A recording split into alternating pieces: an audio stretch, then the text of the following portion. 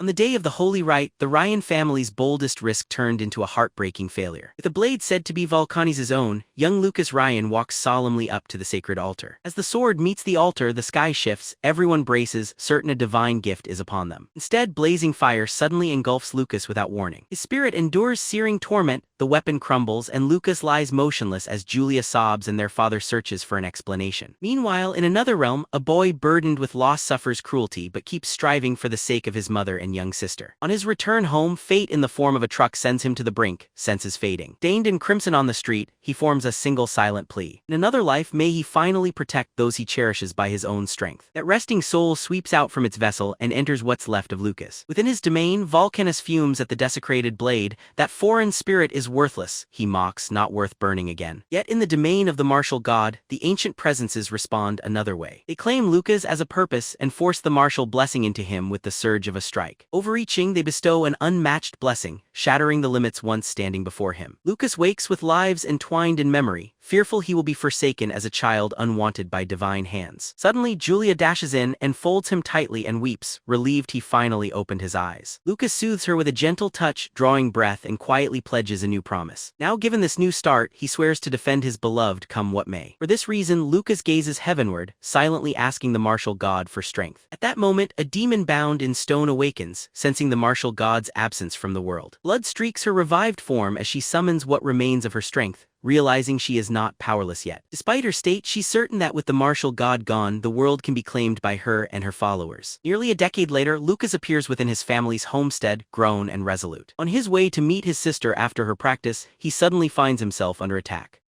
Snared by Thornvine, he immediately recognizes the wielder. Jeremy alone could orchestrate this. Jeremy Ryan is the Ryan family's fourth child, and he is a magic student who received a level 5 blessing, basically making him Lucas's half-brother. Even Jeremy's attendant makes fun of Lucas, talking about how he has not been kicked out of the house yet. Jeremy then tells Lucas to stop coming to the backyard, saying it is reserved for the family members who can use magic. Jeremy even threatens to break a few of his bones so he can learn not to come to the backyard again. As he tightens the vine, Lucas screams out, telling Jeremy that his sister's magic practice is finished and she will be back soon. Lucas suggests that Jeremy let him go if he doesn't want to get charred. Jeremy is scared, but at the same time he makes fun of Lucas for relying on his sister to protect him. Jeremy tries to act tough, saying he is not scared of lightning. And he hasn't finished saying this when he gets struck by lightning, causing him to scream in pain before getting knocked to the ground. His attendant screams out in panic, and just then Julia appears in the distance. Julia holds out her magic staff, telling Jeremy that she won't hold back the next time he bullies her brother. Julia then uses her magic to strip the vines off her brother's body. While patting his sister for doing a good job, Jeremy finally manages to get back on his feet. Lucas mocks him, telling him to learn his lesson now so he doesn't suffer the same fate next time. Jeremy and his attendant then run off, but he tells Lucas that he is going to remember how he was humiliated. Lucas smiles, telling Julia that she truly held back because Jeremy still has the strength to run. After their departure, Julia asks Lucas why he didn't fight back because she knows that he can defeat Jeremy on his own.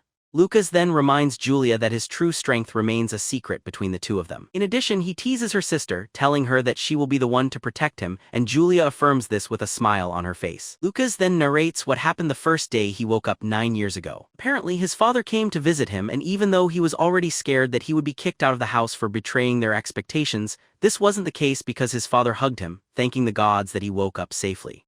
It turns out that Hall leads a night order and he is always on the move, which is why he rarely gets the time to watch over the children at home. However, he is still a good father who cares deeply about his son and the others. When Hall learned that Lucas had started martial arts training, he immediately sent him a letter filled with all the information he was going to need. Holt told Lucas that there are old books about martial arts in the library and let him know that he is rooting for him. Because of this letter, Lucas carried out a rather bold plan. Over the next 6 months, Lucas dug beneath his room and he created a secret training ground while the attendants were always wondering where he disappeared to. While digging the basement, everyone just assumed that someone was practicing earth magic. The cellar he carved out had 4 distinct sections divided with care and purpose. There was a studying space, a training ground, a storage nook, and a humble bath corner. Lucas, after spending his savings outfitting each part, could only afford a tub for bathing. Once the training area was ready, he secretly poured daily effort into honing his skills. Soaking in herbal baths became his ritual, believed to be the most effective way to train. For 3 years he practiced by following the ancient chaos tempering arts as his guidebook. Due to this regimen, even magical strikes of level 5 now fail to affect his strength. He realizes now that his defensive ability has gained a strong and impressive form. Turning to offense, Lucas readies himself to test what he has mastered so far. Drawing his blade in a blur, he hacks swiftly at the dummy, scoring rapid clean cuts. The spear follows, splintering the mannequin with force from his superior spear artistry. Clearly, his proficiency in spear arts has reached an advanced tier already. Following that, his focus shifts toward mastering his hand-to-hand techniques. In the span of 9 years, Lucas constantly improved, yet one troubling thought remains. Martial arts texts say talent has its limits, and only enlightenment lets one rise beyond. Since enlightenment is elusive, many give up. This leaves nearly no masters of martial arts, though it should rival magic. Lucas stands apart though, for he demonstrates his power by smashing a hefty sandbag with one strike. Because of unwavering hard work, his fist skills also reached level 5. No limit impedes his steady progress. Every technique climbs higher still, and Lucas credits the martial god's favor for his ascent. That day, after all his exercise, Lucas recalls that it's the day of his father's long-awaited return, promising a family meal. Once clean, he heads to the dining table to join his family for their special gathering. His father greets him warmly and notes it's been 6 months since they last reunited. Inviting him over, his father gestures Lucas to sit while Jeremy stews silently. Hall explains that Allen Magic School now has a martial course, a challenge but one for which Lucas is already entered, so he reminds his son to get ready for next week's test. Grateful, Lucas beams at his father, offering sincere thanks for giving him this chance. In his heart, Lucas vows to defend what matters, yet he strives to remain unnoticed to avoid chaos. Abruptly, Julia raises her hand and tells her father that she wishes to join Lucas at Allen Magic School. Holt praises Julia's enthusiasm, telling her she's still only 11 and too young to be admitted. Julia shares that the school offers an elite course that doesn't have age restrictions. She reveals a letter from the school inviting her to enroll in their prestigious elite program. Hall is stunned but realizes Julia's talents reach the school as Lucas's mother beams, "Our family may birth a powerful mage soon." Julia bursts into laughter while Jeremy fumes, and their father wishes them both good luck in the exams. Jeremy is upset by what he feels is favoritism toward Lucas, finding nothing outstanding about him. Jessica gently reassures Jeremy, saying he need not worry, since Lucas's success at the exam is uncertain. A week later, Lucas and Julia get ready to depart for the academy together. His mother urges him to stay safe, promising to visit once he is settled at the school. She hands Lucas a lucky coin that once belonged to his father. The coin hails from the ancient martial fortune dynasty, rulers from 10,000 years in the past.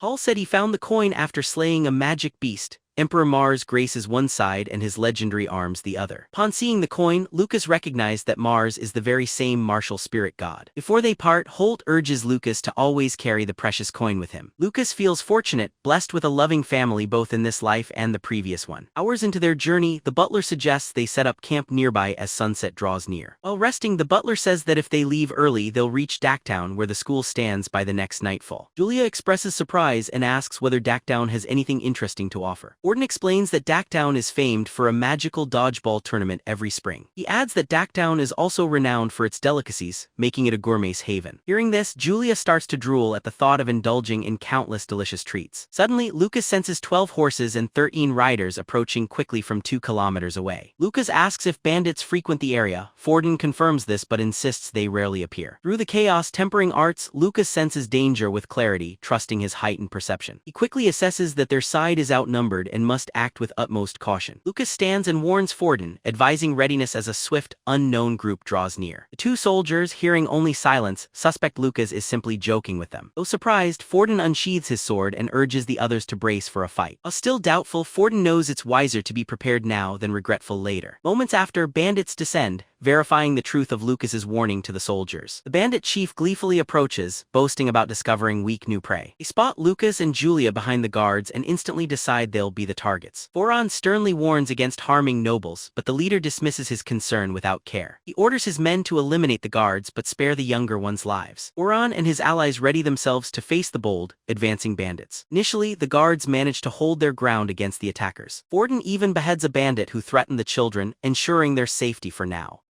Though Julia wishes to help, Forden insists she let him handle the battle alone. He and the guards keep the pressure, forcing the bandits to fall back for the moment. To prevent tragedy, Forden urges Lucas to flee with Julia while there's still a chance. Suddenly, a blast from a mage incinerates the soldiers and shifts the balance of battle. The leader, revealed as a mage, shatters Foron's tactical plans with his destructive magic. Fearing for the children, Foron anxiously yells for Lucas to rush with Julia into the woods. A brief lapse costs Forden, as a bandit slashes his chest, impairing his strength drastically. The bandit chief vows to scorch Forden alive as revenge for the fallen comrade. But Forden stands undaunted, prepared to sacrifice everything if it means their survival. Meanwhile, Lucas understands Forden can't win due to the bandit leader's magical skill. Determined to help, Lucas recalls Forden's unmatched kindness, now as dear as family to him. Being bound by loyalty, Lucas refuses to idly allow harm to befall his own kin. Lucas instructs Julia to hide as he leaps into action, and Julia quickly agrees. Lucas decides to act without hesitation. Despite being outmatched in numbers, Foron defends himself skillfully against the attackers. Yet fatigue overtakes Forden and he sinks, collapsing weakly to his knees on the ground. Suddenly, as a bandit lunges at Forden from behind, his head vanishes in a flash. The bandits stare in disbelief as more among them fall, decapitated by invisible projectiles. None can trace the source of the attacks, unaware Lucas controls every launch. Lucas is glad he trained his Gale Strike skill to the 4th level, practicing with birds. With this, he realizes that striking down a level 1 bandit with a rock is effortless to him. Fronted by the loss of his allies, the bandit chief casts a blazing fireball at Forden in fury. Foron realizes he cannot dodge the attack, and trusts that their mysterious defender came for the children. Right before impact, Lucas appears and snuffs out the fireball, leaving Foron astounded. The bandit leader also looks on in disbelief as his powerful magic is easily defeated. Though hoping for another chance to retaliate, Lucas declares his end and shatters his chest with a strike. With the bandit leader gone, Foron is left in awe, struggling to comprehend the spectacle. Foron never imagined Lucas could defeat a high mage, yet Lucas simply smiles, joking about his martial prowess. As Lucas and Forden rejoice, an air of menace creeps up behind them, filling them with dread. Crimson flesh from the fallen bandit commander twists and transforms into a monstrous creature before them. Lucas senses danger and acts quickly, vowing to stop the beast so that Julia is spared the sight. Lucas swiftly strikes the creature, but his punch fails to harm or faze the monster at all. In retaliation, the beast hurls dangerous spikes at Lucas, forcing him to leap away to safety. To his shock, Lucas watches as the abomination gorges itself on the bandit corpses for strength. Lucas peers closely, and aided by his all-seeing eyes, he spots an emblem directing the monster's rage. The creature has soon swollen in size and stands before them as an enormous 4-legged beast. Knowing direct attacks are useless, Lucas tries a different approach to challenge the beast. Lucas channels volatile Kai within himself before delivering a blazing, decisive blow to the foe. A blinding golden glow engulfs the beast, shattering whatever force gave it command. Once the monster falls, Lucas slumps down for breather as Julia races over and hugs him tight. Julia showers her brother with praise and awestruck admiration for defeating their enemies. Meanwhile, Forden stands in absolute disbelief, struggling to process the scene before him. Suddenly, one bandit's horse begins to whinny, drawing their attention toward it at once. Spinning around, the group is amazed to spot a captive girl firmly bound atop the horse. Elsewhere, the demon gains strength and senses that one of her henchmen has fallen. She considers who toppled her agent but soon shrugs it off, prioritizing her lost powers. Back among the group, it's revealed to Julia that the girl they freed is Maya Rasta. Upon hearing the Rasta family name, Foron and Julia each recall it sounds familiar to them. Lucas explains the Rasta and Ryan lineages hold nobility near Daktown, and Julia affirms, Lucas is right. Prompted by curiosity, Julia gently asks Maya how she became a target for bandits. With tears shimmering in her eyes, Maya recounts her painful experience to them. Hours ago, bandits waylaid her carriage, slaughtering every guard who stood in their path. Her loyal maid tried to defend her, only to endure an awful and grim fate herself. Maya reveals her attempts to plead her noble status did nothing to stop the bandits' cruelty. Now seems their sinister intent all along was to kidnap children from noble families. Julia gently reassures Maya, insisting she's now safe since the bandits have perished. Later that evening, once the girls are asleep, Lucas quietly reflects on Mia's words with Foron. Forden notes that kidnappings of noble children point to the work of repeat offenders. Lucas suggests a demon aids the bandits, given their unnatural magic and skill controlling the dead. Ford calmly assures Lucas this will be reported to Hall, believing it's the wisest course. He's certain that once informed, the Rasta estate will be ready to provide them support. Lucas mentions to Ford he'd like to propose a plan that could prevent future problems. Arriving in Daktown next day, so they should head sightsee. Warns that bandits may Lucas lurk about, so they should head sightseeing to straight for the stay out of magic trouble school. Julia is let down, but Lucas urges her to understand it's for her safety and their mothers. Maya supports Lucas' decision, yet Julia's annoyance lasts. To lift Julia's mood, Lucas promises to buy her any treat she fancies from the town's gourmet spots. Julia beams at this, Meyer is amazed at their close bond, and Ford offers to open the window for a better view. Julia eagerly accepts and marvels at the stunning view of the town. Even Maya comments on just how vibrant the town seems. Secretly, Lucas shares their admiration, reminded of the city from his former life. Passing through the food center, Lucas buying all his sister's favorite dishes just as he said. Soon they reach the academy gate, where Forden reminds them his journey ends here. Lucas assures Ford there's nothing to fear as he'll protect Julia himself. Julia jumps joyfully, declaring to Lucas that she'll watch over him too. Lucas playfully says he relies on Julia to protect him also. Tears fill Lucas's eyes as he bids an emotional farewell to them. Meanwhile, Meyer is glad she met these intriguing siblings, Lucas and Julia. Earlier, Forden confided in Lucas that Maya was once his betrothed when they were young. But that engagement was cancelled after an event that left Lucas seen as untalented. Allen Magic School, south of Dacktown, is a top academy in Carmina. New students must take an exam a year after entering. Afterwards, they are sorted by strengths: earth, fire, wind, water, or special department. If students complete the 6-year program and graduate, they earn the mage title, and standout students gain extra perks. Those passing the mage test early can leave the school without studying for the full 6 years. Lucas and Julia stand in the plaza, and Julia sadly shares that Mia has gone. Mia returned to her family while Julia had expected to take exams together, but Lucas is still pleased since Mia is now safe with them. Lucas assures Julia that passing means they'll become classmates and see each other daily, so she shouldn't fret. Julia's spirit brightens, comforted by Lucas's reassurance and trusting his words are true. As Julia races through the plaza, her youthful charm attracts the gaze of almost everyone around. Soon after, they encounter Mina, the impressive vice president of the student council. Mina's cool nature is obvious, and she's instantly curious about Julia as well. She wonders if Julia followed her brother to school, but Julia explains she's taking the exam with him. Upon learning Julia will take the entrance test, Mina realizes she's the girl chosen for the elite course. Mina at once inquires if Julia is from the Ryan family, surprising Julia, who asks how Mina knows her identity. Mina hints Julia will find out soon and invites her along so Mina can guide her to the reception desk. Lucas is stunned as Mina ignores him completely until Julia reminds her, suddenly making Mina realize her oversight with embarrassment. Turning nervously, Mina finally addresses Lucas's wish to join the martial arts exam. Mina's loud comment sparks whispers. Others insult Lucas for preferring martial arts at a magic institution.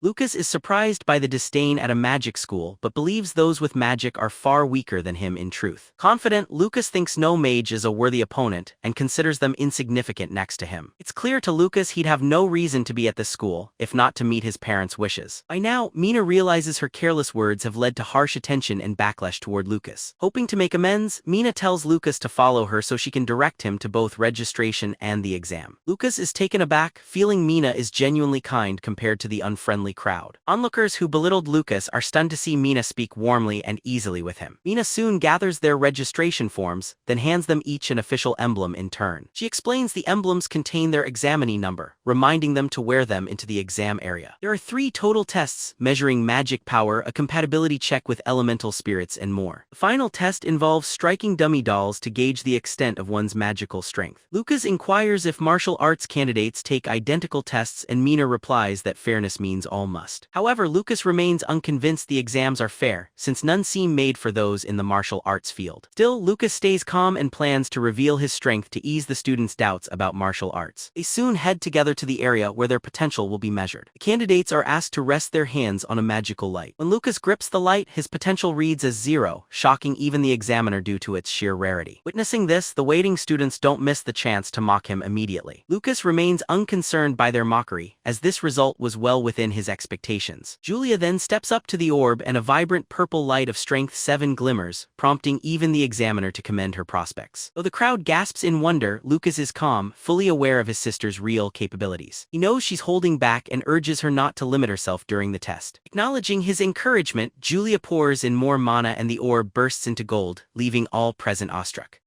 The examiner recognizes Julia's exceptional skill, recalling a similar feat from a much older student 2 years ago. After her dazzling display, Julia returns to her brother beaming, eagerly asking for praise. Lucas ruffles her hair, assuring her she's remarkable, and even says she'll become a legendary archmage. As they celebrate, one candidate disparages Lucas before his friend warns him to stop for fear of what Julia might do in return. Lucas finds satisfaction in this, as it's all unfolding just as he had envisioned. He orchestrates Julia's success to keep himself quietly out of the school's spotlight. The past 3 years were spent cultivating Julia's Julia's immense skills. Lucas delights in seeing the results of his work begin to reveal themselves. Once the measurements conclude, all candidates move on to visit the spirit hut. Deep inside, Lucas senses the long-awaited moment for his efforts has finally arrived. Here, candidates are told they must undergo a compatibility test with spirits. Sure enough, every spirit eagerly gathers around Julia, astonishing her fellow students. Participant who once gained a wind god's blessing gripes that no wind spirit arrived for him. As spirits flock exclusively to Julia, they surmise she is attuned to every magical element. Unknown to them, Lucas had crafted a unique mana technique for Julia, boosting her talent well beyond usual. Though she is only level 2, Lucas believes she has already proven herself at the entrance test. Soon after, the examiner reveals Julia's outstanding compatibility score of 90. The highest there. The examiner congratulates Julia for her achievement, but as she enjoys it, she notices hostile gazes from her peers. Unable to bear it, Julia quickly seeks comfort from her brother, confessing her fear of their stares. Lucas assures Julia she attracts envy due to her brilliance, and being stared at is to be expected. He reminds her there's nothing to fear and encourages her to grow accustomed to the attention. Julia nods in agreement, determined to become stronger and protect her brother in turn. Within himself, Lucas feels concern and decides he must help Julia become more resilient.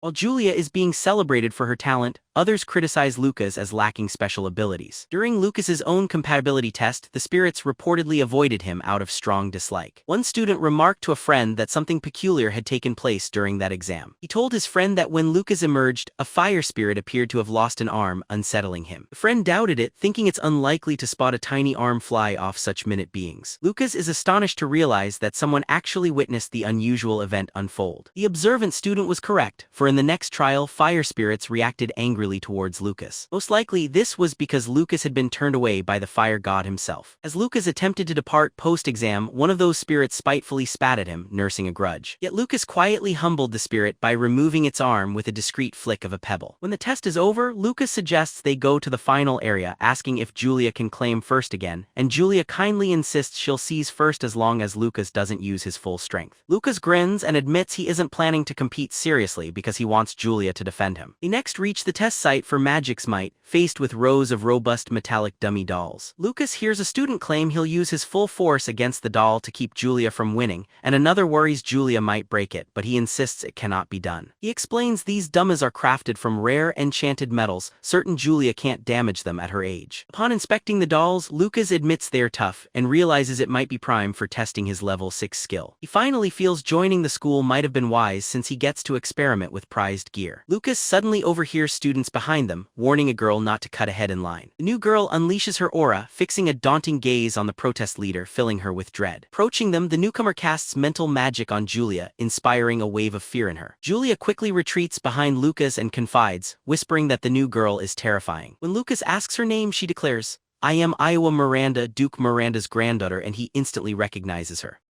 It turns out Miranda's lineage is among the Empire's 3 great northern families, generating a historic mage. In essence, Iowa is the child of Lucas's uncle Cyan Miranda, his mother's younger brother. After learning her identity, Lucas inquires about her age, and she answers gravely that she's 15. Lucas urges her to quit giving him such a sharp look since they are actually both cousins. Hearing that, Iowa is completely stunned. She never knew about any cousins before this moment. She impulsively decides to humiliate Lucas in public, determined to get the upper hand. Using her mental magic, Iowa hopes to unsettle Lucas, but he remains unfazed, astonishing her. Lucas admonishes her for trying magic on a relative at their first meeting, questioning the Miranda's teachings with a hint of sarcasm. Iowa is shaken since her most forceful magic failed against Lucas, who easily endured it, though he also finds it odd she'd expect her weak spells to affect a strong-minded martial artist. Not long later, Lucas hears his name called, signaling it is time for his exam. Following Lucas's exit, Iowa faces Julia and vows that she'll claim first place on the test, warning her not to act smug. Upon viewing the results, Lucas notes Iowa places second and realizes she's intent on surpassing Julia to win. Lucas decides he must step in, as keeping Julia at the top is vital to his own plans. So Lucas returns to Julia, handing her something he refers to as candy. Julia eagerly takes it from Lucas, expecting a delightfully sweet treat. In truth, it is a medicinal pill, which proves to be exceedingly bitter in taste. Lucas gives Julia a reassuring pat on the head, telling her it's rare magic medicine and she'll soon appreciate what it can do. The examiner must repeat the call, instructing Lucas to enter the test area without further delay. Having entered, the examiner directs Lucas to unleash all his power on a test dummy so its potency can be graded. Since Lucas lacks magical ability, he requests to use only hand-to-hand techniques for the trial. style. When the other students hear of Luca's daring test, they mock him and see martial arts as crude, expecting only a broken hand and his defeat.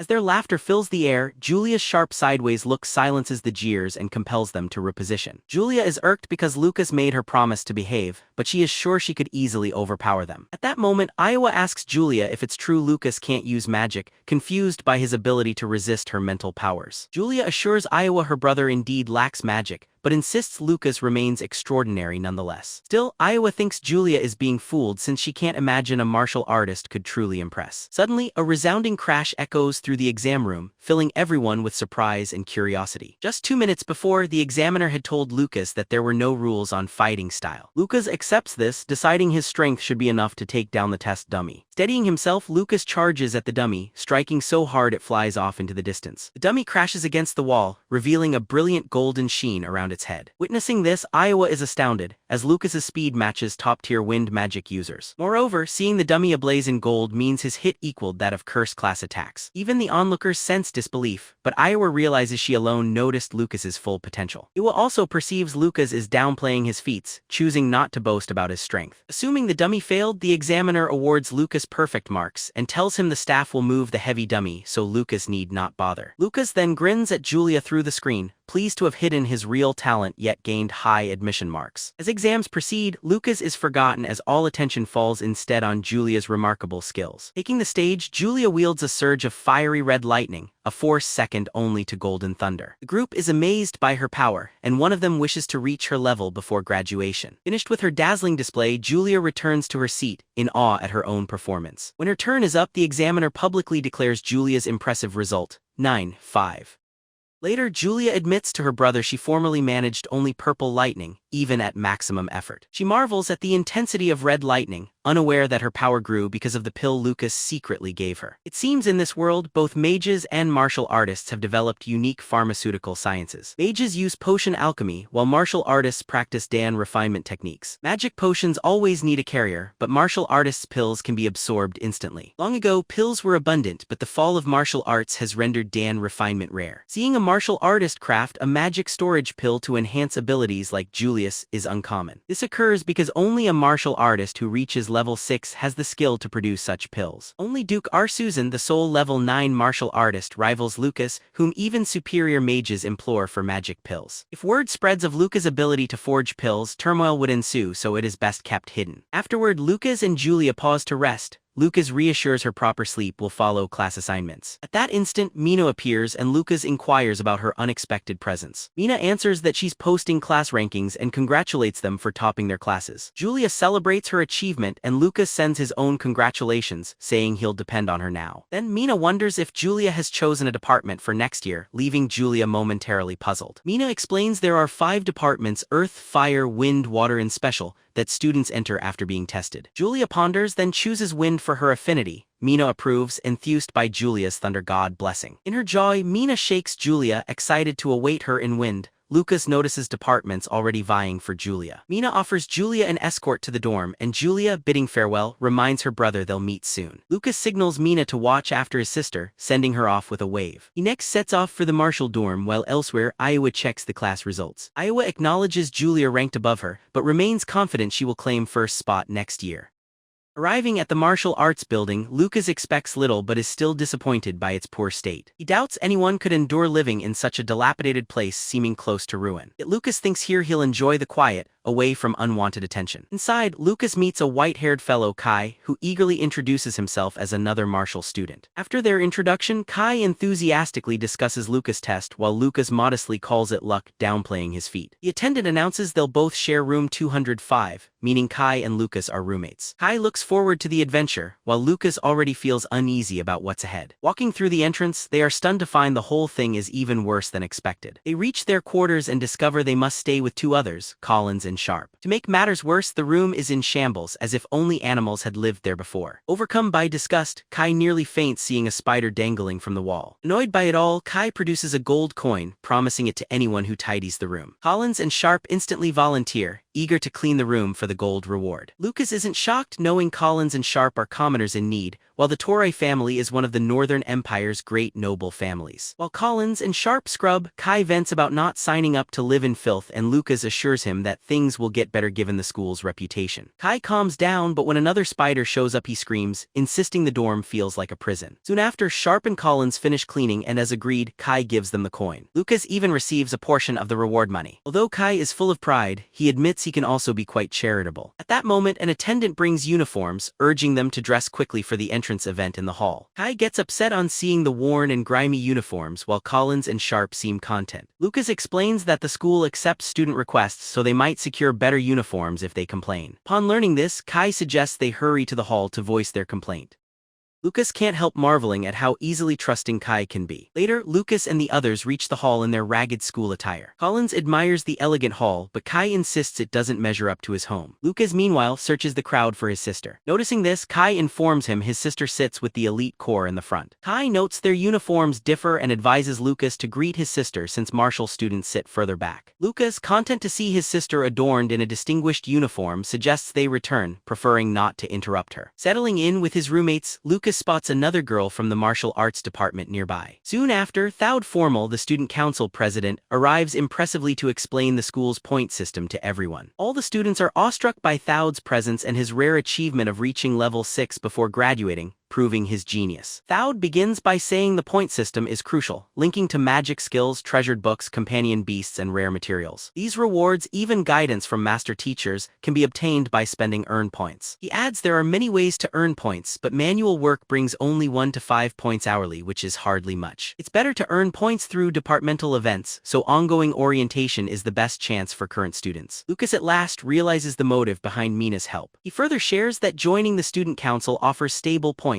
500 for the president, 200 for the vice, and 100 for members. Rounding off, Thowd mentions that point gains can also come from the risky method of monster hunting. A magical beast mountain stands behind the school. Students can hunt its creatures for rewards by submitting collected materials. Lucas is instantly drawn in, feeling like that wild place suits his personal training perfectly. After a few hours, Lucas escapes his room, his sleeping roommate soothed by tranquility incense he burned. Excited to reach the beast-filled mountain, Lucas runs to the school's rear and faces a tall wall. Yet Lucas's resolve isn't shaken by such a barrier. His enthusiasm peaking, Lucas vaults easily over the wall, landing amidst the magical woodland. Lucas encounters a horned frog, playfully defeats it, and swiftly takes its horn, leaving the beast helpless. The horns from black horn frogs are traditional in potions, and Lucas is sure they'll earn him quality points. Lucas recently learned about legendary martial texts at school and wants points to claim the fabled skills once used by the martial god. Knowing time is short, Lucas quickly uses his skills to scout beast locations all over the area. With his extraordinary sight, he quickly spots monsters hidden throughout the environment. From shell mouse to one-eyed bat and crest leopard, Lucas easily defeats every creature, none threatening him. Every monster falls with little effort, and soon Lucas amasses an impressive haul of magical items. He eagerly anticipates trading these materials for points to acquire ingredients for refining Dan. Yet Lucas senses emptiness, for the entire forest feels oddly silent to him. Even more, the scarcity of beasts makes Lucas suspect a mighty magical creature haunts the region. Lucas uses his keen senses to find a creature hiding deep within a shadowy cave. Meanwhile, the beast notices Lucas, but Lucas races the kilometer toward the cave undaunted. When he arrives, he finds the cave is home to a dangerous level 6 Icire wolf. Lucas realizes the wolf fiercely guards its territory due to its strong lupine instincts. Yet his love for battle spurs Lucas as he immediately hurls himself at the imposing wolf. The wolf counters with chilling breath, encasing Lucas's right arm in ice midway to him. Yet this barely phases Lucas as he lands a mighty blow, hurling the wolf far away. Lucas feels slightly unsatisfied that his punch only sent the wolf flying, not finishing it. Eager to continue, Lucas commands the wolf to rise again, certain their fight isn't over. The wolf staggers upward and blasts him with flames, engulfing Lucas completely in fire. The wolf holds the fiery breath steady for minutes, determined to eliminate Lucas. Confident Lucas is defeated, the wolf howls in triumph, only for Lucas to appear right behind it. Before it reacts, Lucas is close and lands a Kai-powered punch squarely on the beast's body.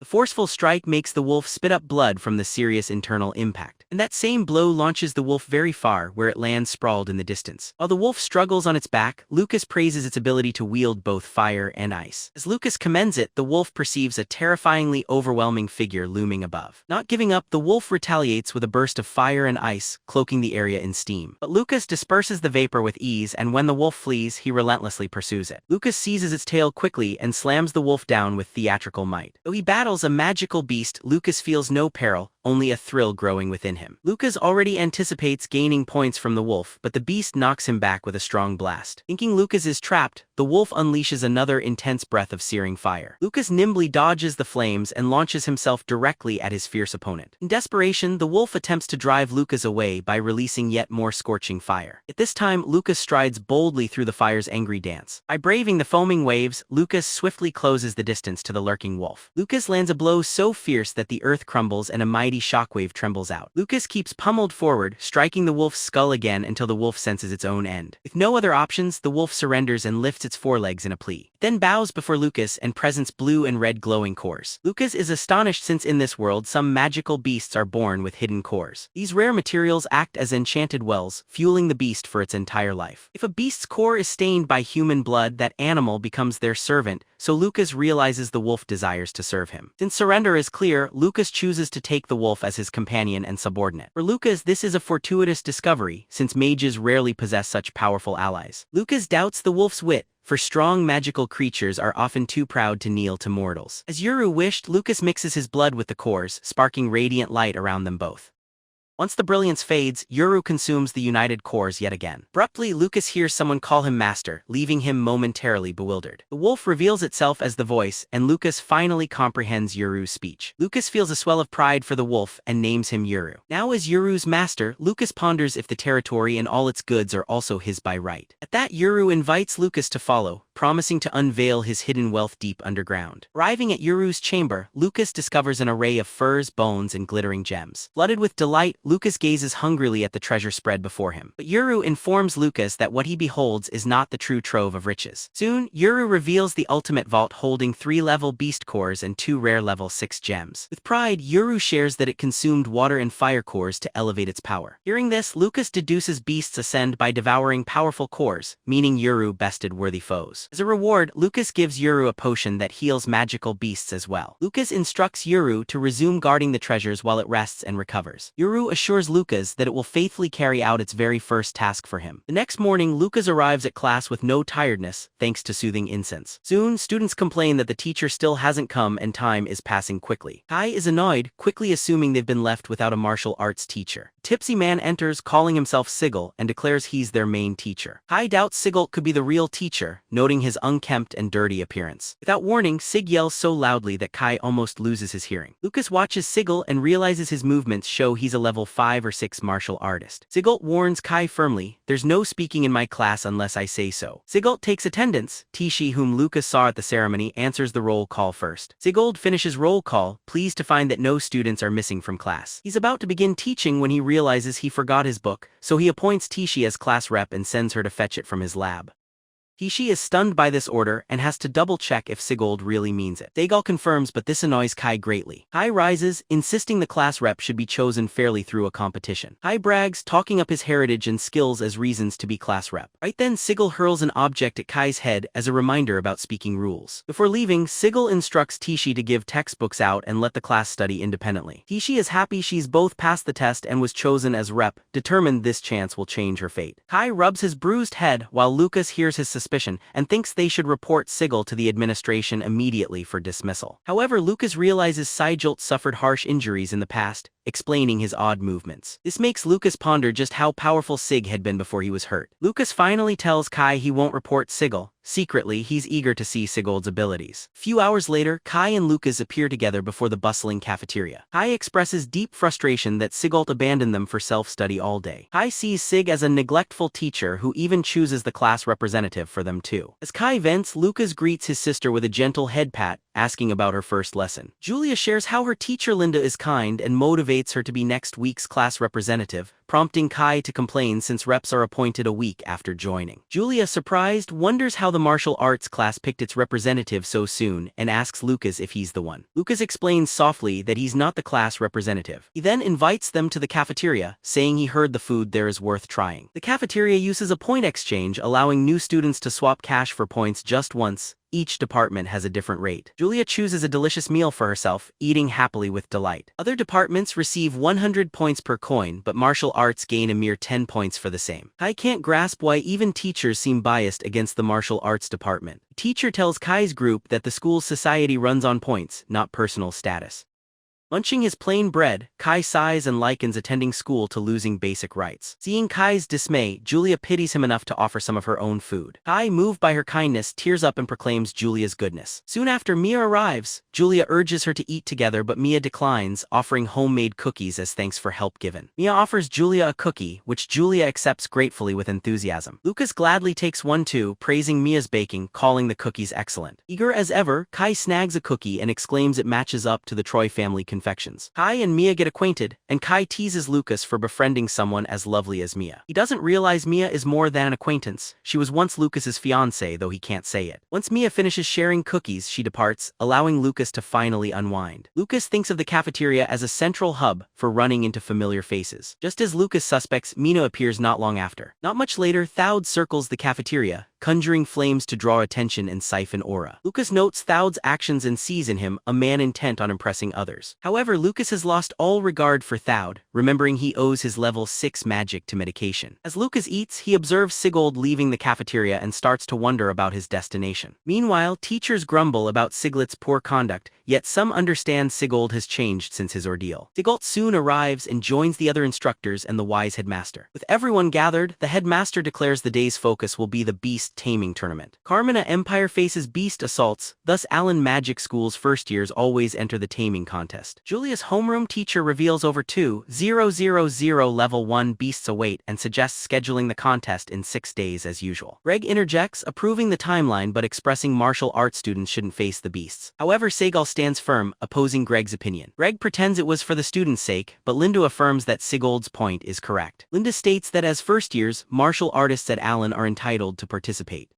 Another colleague chimes in, agreeing all students warrant the same opportunities. Internally, Greg is frustrated, unable to fathom support for Segal, especially from Linda. He suspects Linda's support for Seg arises from believing in his return as a level 8 legend. Greg reluctantly concedes but still thinks martial arts students will simply fail before monsters. With full consensus, the headmaster officially allows martial arts students to compete in the event. Later, a teacher queries Linda about her genuine stance, noting Greg's logic might have merit. A peer remarks martial arts excels in real duels, yet this beast tournament remains quite ruthless. Linda smiles, explaining that Sigelt once inspired her, teaching that timid hearts can never be true martial artists. She adds that all who avoid the contest will eventually be dismissed from the department by Sigelt. Returning to class, Sigelt informs his students about the upcoming taming contest. Thus, Sigelt tells the students outdoor training begins, ensuring they can match the magical beasts in might. As is his way, Kai chimes in that the tournament usually determines who will be class representative. With their class rep chosen, he claims their work is done, but Sigurd silences him with a quick head smack. Lucas worries about holding back during combat, afraid that his sparring partners might be overmatched. Soon at the training field, Lucas watches Tishi and figures that she's only just weaker than he is. Realizing Tishi's strength, Lucas sees why Sig selected her for class representative. After hours of practice, the lunch bell rings and Sig declares an end to their training. Kai silently rejoices, thankful and thrilled that training is finished. Collins and Sharp decide on the cafeteria, with Collins telling Kai they'll bring him food as promised. Sharp is stunned and asks if Collins struck another deal with Kai. Kai explains he traded 2 coins for a 2-point meal, allowing Collins to save money and Kai to keep his points, leaving Sharp disappointed that he missed the deal himself. Collins grins at Sharp and tells him the opportunity can be his next time. Lucas admires how Collins cleverly makes pocket money while staying on good terms with classmates.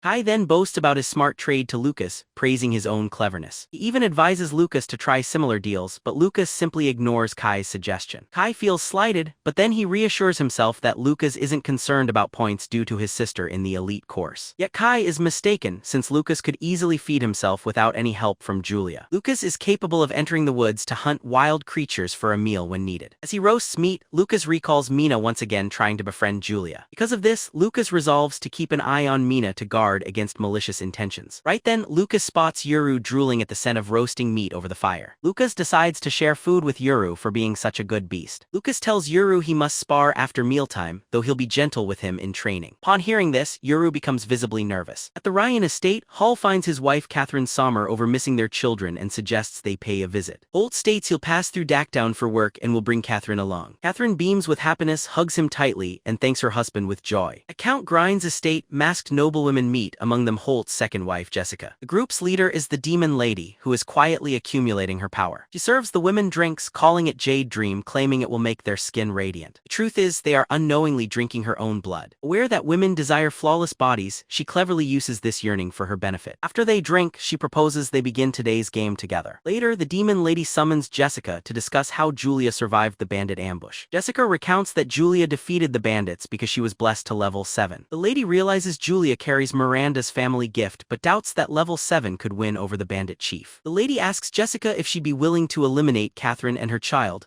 offering her the Baron's title in return. Jessica agrees and asks the lady what she must do to ensure this. As expected from her, the lady marks Jessica as her own, charming her into obedience instantly.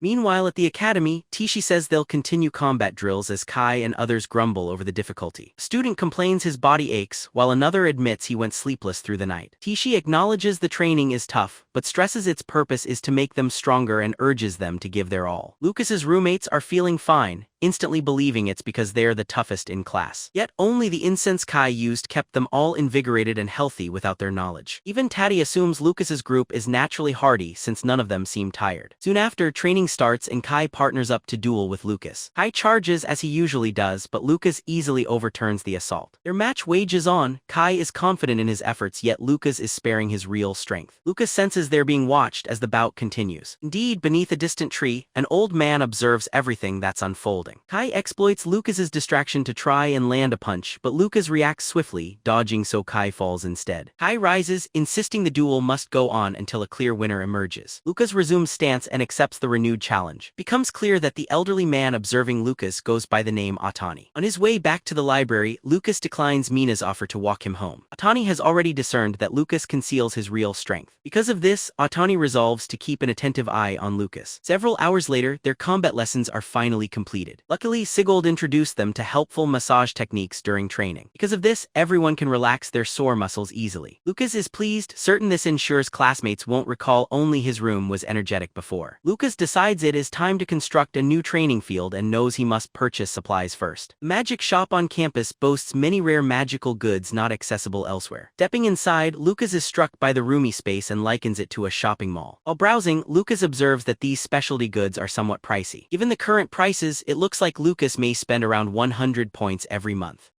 Although Julia's allowance is ample, Lucas worries about depending only on her supply of points. That day, Lucas buys just a few magic potions, planning to exchange stored cave items for points next time. Arriving at the desk with his haul, Lucas rouses the attendant and says he'd like to purchase everything. After totaling the items, the woman tells Lucas he owes 5 points in all. She spots Lucas's martial arts uniform and remarks that using half his 10 points is a bold move. Once his purchase is complete, Lucas exits the store. As he departs, the woman advises Lucas to spend wisely, warning he could regret impulsive choices later. Lucas grins and assures her these items aren't enough. He'll return soon for additional supplies. At the same time, the lady surprised Lucas chose so many potions, since martial arts students rarely use them. While she finds his plan odd, she assumes nobles like Lucas are simply quick to spend money. Later, Lucas heads to Yuru's cave and creates a potion-infused bath to absorb medicinal benefits. Finished bathing, Lucas notices some effects remain. It seems wasteful to throw the water out. Still, he couldn't outright give someone bathwater for drinking. As Lucas leaves the bath deep in thought about his plans, he feels something odd behind him. Spinning around, Lucas discovers Yuru drinking the bathwater, and before he notices, Yuru has drunk it all. Though startled at first, Lucas reassures Yuru with a pat, claiming the water boosts strength too. Overjoyed, Yuru thanks Lucas and eagerly says he wishes for some beef too. Relieved, Lucas plans to trade cave materials during a quiet time, stash his new items near his dorm, and then secretly move them to the cave by night. When Lucas bought a training dummy, he lifted it easily, but the store attendant offered magical help moving it. As the teacher praises Lucas for being a good boy, she invites him to return, not suspecting, since the shop staff assume his family's behind the materials. Soon after, Sigurd lectured his students for their laziness, warning them the taming tournament looms. He told them they could withdraw from training if they felt unprepared. Sigurd paced the grounds, giving tips to those he thought were struggling the most.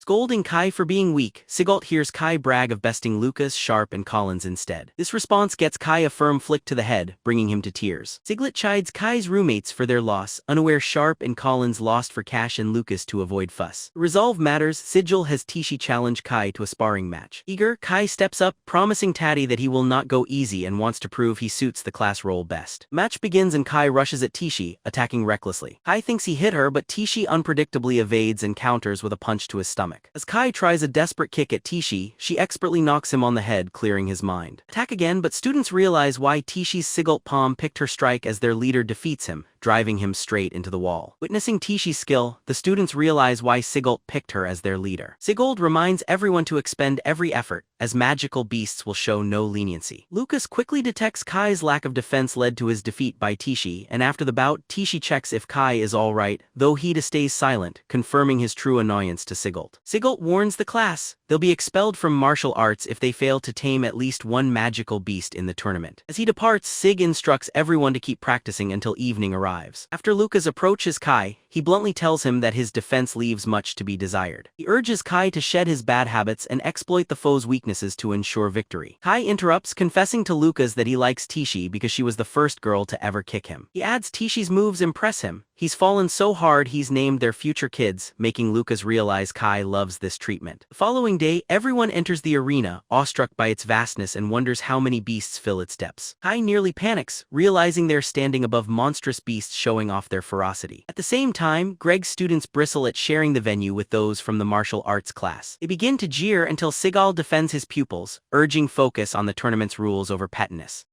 Lucas is unsuspecting as he observes Sig stand up ardently for the martial arts contingents. Kai admits he's anxious, but Lucas reassures him calmly that everything will be alright in the end. Lucas has Kai imagine the beasts as seagulls instead, but this advice merely leaves Kai puzzled. He then encourages Kai to have Siglet in mind whenever he faces those magical creatures. Kai grows more motivated by the tip and exclaims his excitement not knowing that Siglet can hear them yet remains unbothered. Lucas gives more advice, saying Kai should use solid defense against lesser beasts, and Kai promises not to repeat his previous errors from his Tishi duel. Hearing all this, Siegel notes quietly that Lucas truly knows how to advise others well. Soon, the examiner comes forth and announces that taming 10 magical beasts earns a perfect score. He says points drop if any beast loses its life. The event lasts just 10 minutes and anyone hurt should call out for help. After he's clarified the challenge, he declares the tournament open, calling in its first rival group. Julia is first to step forward, and she quickly realizes the arena holds a concealed space barrier. Suddenly, she understands how 50 magical beasts could all crowd inside the smallish hall. Entering the ring amid their fearsome roars, Julia greets her challengers enthusiastically. She sprints forward, firing a surge of lightning straight at the mass of creatures present. Meanwhile, the examiner shares that special magical potions mark the beasts, with colored smoke bursting out when tamed. Teachers outside track the action using magic circles. Each beast tamed translates to clear scoring for every student. Julia exits the venue triumphantly, earning a flawless score after just 3 minutes into the test. She rushes to Linda, who praises her for finishing within 3 minutes, calling her exceptional. Julia mentions wanting to check on her brother and asks for the martial arts venue, which Linda says is number 10. Linda explains martial arts competitors enter last, so Julia decides to fetch snacks while she waits. At the same time, Iowa eagerly wonders if Lucas will perform something outstanding again.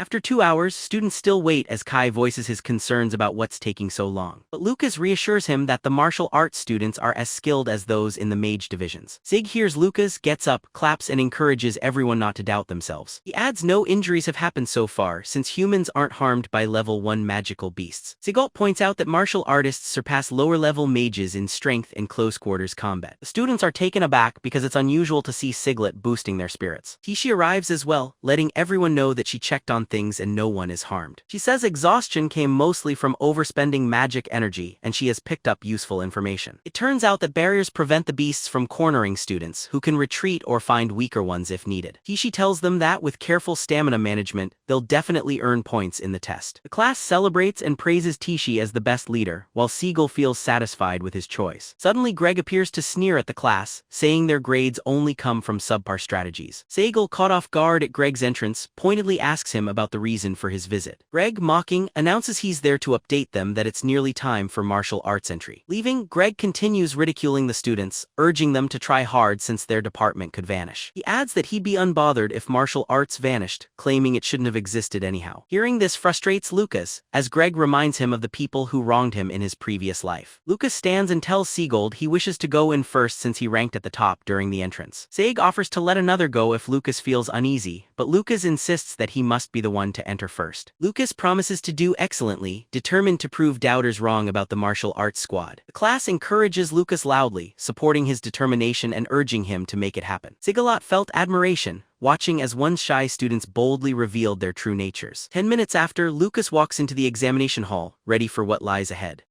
Stepping inside, he immediately spots a detection magic circle suspended above the area. He realizes if he avoids the circle while moving, the teachers won't notice what happens within. Lucas understands that when a beast accepts someone as master, their souls connect, enabling communication and allowing temporary use of the beast's strength. In the cave, Yuru notices Lucas harnessing his power even though Lucas is far more powerful. When Lucas cloaks himself in Yuru's aura, magic beasts panic and flee, certain a mighty predator is present. This is part of Lucas's plan, to psychologically overwhelm the beasts and shatter their spirit to fight back. He achieves this by making the beasts believe a greater, dangerous creature is lurking nearby. Lucas is pleased that Yuru's power is so useful, making the beasts surrender without a struggle. Yet Lucas remains inside, determined every creature must surrender, also preventing potion smoke from escaping. After gaining the submission of an owl beast, Lucas calmly promises they will meet again sometime. But the beast secretly laments, dreading a future encounter with Lucas from the depths of its soul. Even after 5 minutes, Lucas' score remains empty, leaving Kai anxious he won't succeed. Julia arrives, assuring Kai that Lucas will get a perfect score, just as she herself accomplished. Sensing the mood, Greg mocks the martial arts students for being too weak to defeat basic beasts. Greg insists this proves Mage's superiority until Julia defends her brother's talents, despite his lack of magic. Greg is surprised a mage stands up for a martial artist and suspects Linda's influence is at play. Even so, Greg tells Julia her arguments don't matter, asserting that only results determine worth. Right then, the announcement declares Lucas has scored his first point in the exam. Kai feels relieved by this announcement, as it means Lucas can stay in their department. Greg continues his teasing, downplaying 1 point since the top score in his class was 5. Suddenly, it is announced that Lucas has quickly racked up 4 more points, now reaching 5. Greg can barely comprehend a martial arts student matching the highest points usually earned only by mages.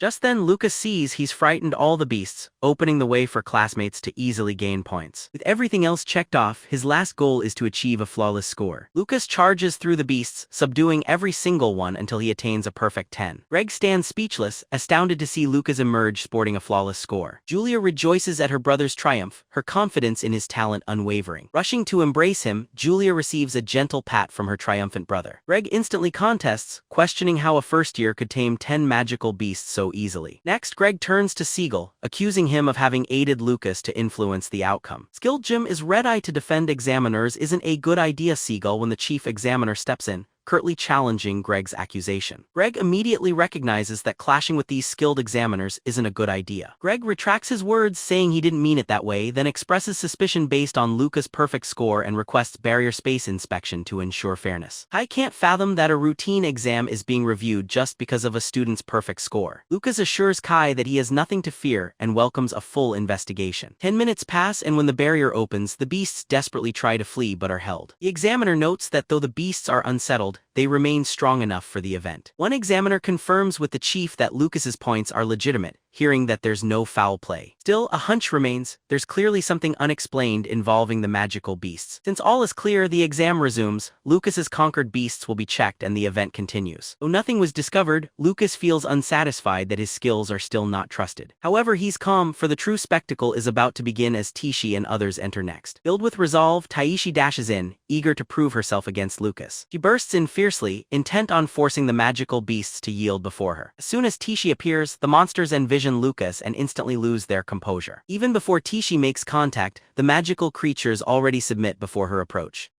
Tishi is stunned when a level 3 dark wolf meekly gives in without her striking first. Tishi ponders whether this is mere chance or evidence martial students are stronger than believed. Tishi chases down the wild beasts, compelling them all to give in to her will. Quickly, she too achieves the flawless top score of 10 points. The martial arts group rejoices because another perfect score is achieved, and faster than Lucas's. The judges grow puzzled and decide to send out the vanquished beasts for examination as well. Taishi steps out beaming, recalling Lucas's words about the harmlessness of beasts, which strengthens her belief that martial artists rival mages. Sharp and Collins, like Taishi, also scored perfects, and Kai too followed, keeping the streak strong. By the tournament's end, every martial arts participant earned perfect scores and claimed the highest places. Siegel allows himself a brief smile when realizing all his pupils succeeded beyond measure. Later, the headmaster finds the beasts were normal, and wonders why only his martial students excelled. The chief examiner theorizes the mage class attacks alarmed the beasts, while his peer notes nothing similar has happened in past years. Still, this is the first year martial artists have competed, and examiners think their direct fights scared the beasts more. Because of this, the headmaster suggests the martial class should start next time but affirms this year's results will stay. Greg rushes in, arguing this will let martial artists outshine the mages and join the elite course at the top. The headmaster affirms it, then asks Greg for objections, but Greg nervously declines. Still, Greg complains it is unfair that first place is being claimed by the martial class purely through fortune. In that moment, Atani interjects, reminding him that luck is a form of skill too. Atani states they can't overturn the outcome since students aren't to blame, and the headmaster tells all to announce the results. Greg still quietly resents it all and secretly vows to remember today's events. The headmaster then asks Atani for his perspective since, as a high-level martial artist, he may know the real reason. Atani replies that he cannot speak of details but promises the situation harbors no harm to the academy.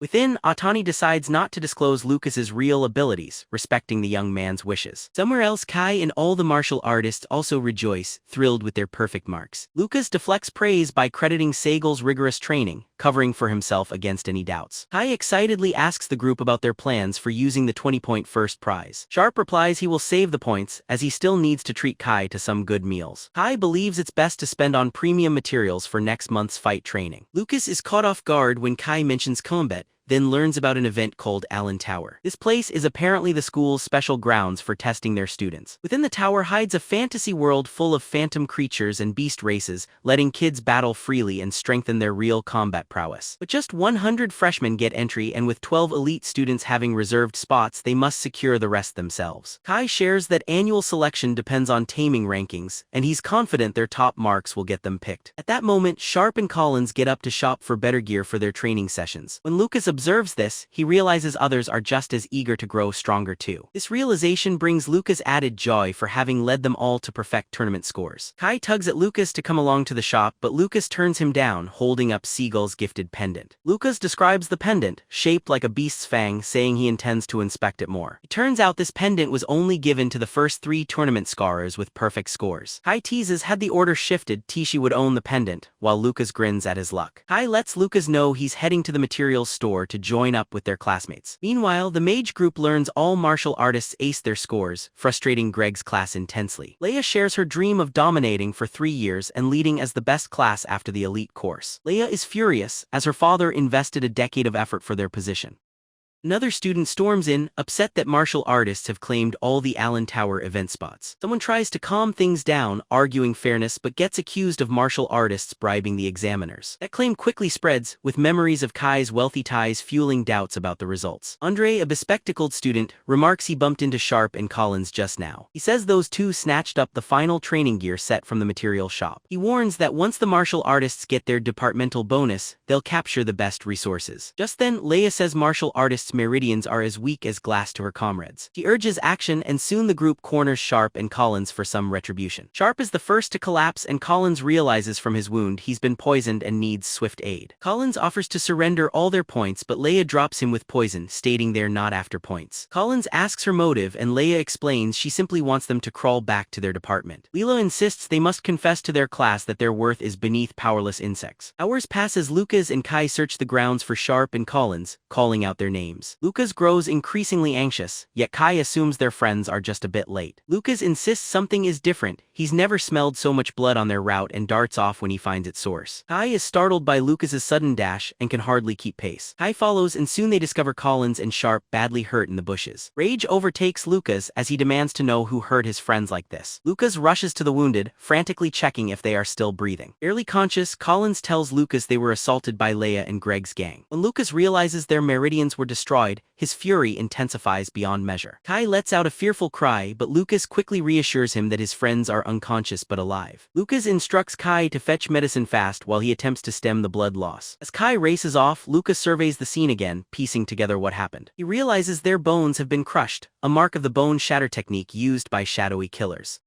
Lucas vows to make those responsible pay for harming his friends with such cruelty. He knows it isn't just bullying, he considers this brutal act to be an attempt at murder. Sharp, struggling to breathe, murmurs for his mother and Lucas hears his faint cries. Lucas promises Sharp softly, "Rest easy, I'll seek justice on your behalf." Soon Kai returns with Tishi, whom he met while hurrying to fetch help. Tishi is shocked by the sight, but Lucas calms her by saying the boys are not fatally injured. Still, Lucas mentions it will take days of recovery before they can move again. Kai, relieved, says they are fortunate Lucas was there to give emergency treatment. Tishi angrily announces she'll visit the council tomorrow, but Kai finds it pointless since even teachers ignore their plight. However, Lucas responds with indifference. As soon as he says this, a stark change comes over his face. Tishi observes that Lucas is no longer gentle, but has turned intimidating. Lucas firmly states he'll resolve the resentment himself, no matter what it takes. Next day, Lucas visits the council room to challenge Thoud to a duel against Greg's class. Lucas tells Thoud they'll expect an apology if they win, but forfeit their S-rank bonus if they lose. Thoud replies lightly that there's no evidence Greg's students are guilty. He then asks Lucas if S-rank bonus refers to the pendant. Thoud tosses the pendant aside, dismissing it as worthless. Thoud then proposes a more valuable wager if they're eager for a duel. Seeing the pendant on the floor drives Kai mad, but Lucas calms him and asks Thoud his request. He instantly demands that they stake their Allen Tower qualifications instead. Declaring the losing side is barred from the Allen Tower, Lucas accepts the challenge right away. Once agreed, the duel set for 2 days later sparks interest, as freshmen pleased with martial arts tower slots loudly cheer Greg's class. Greg also offers praise to the trio who attacked Sharp and Collins. Meanwhile, Sig remains quiet but intensifies combat practice before the match. When duel day arrives, the arena fills with students, most supporting Greg's class as expected. Leia taunts Lucas loudly, saying with many watching he can still withdraw to avoid embarrassment. Lucas answers that no one knows the outcome yet. Then the referee orders both teams to prepare.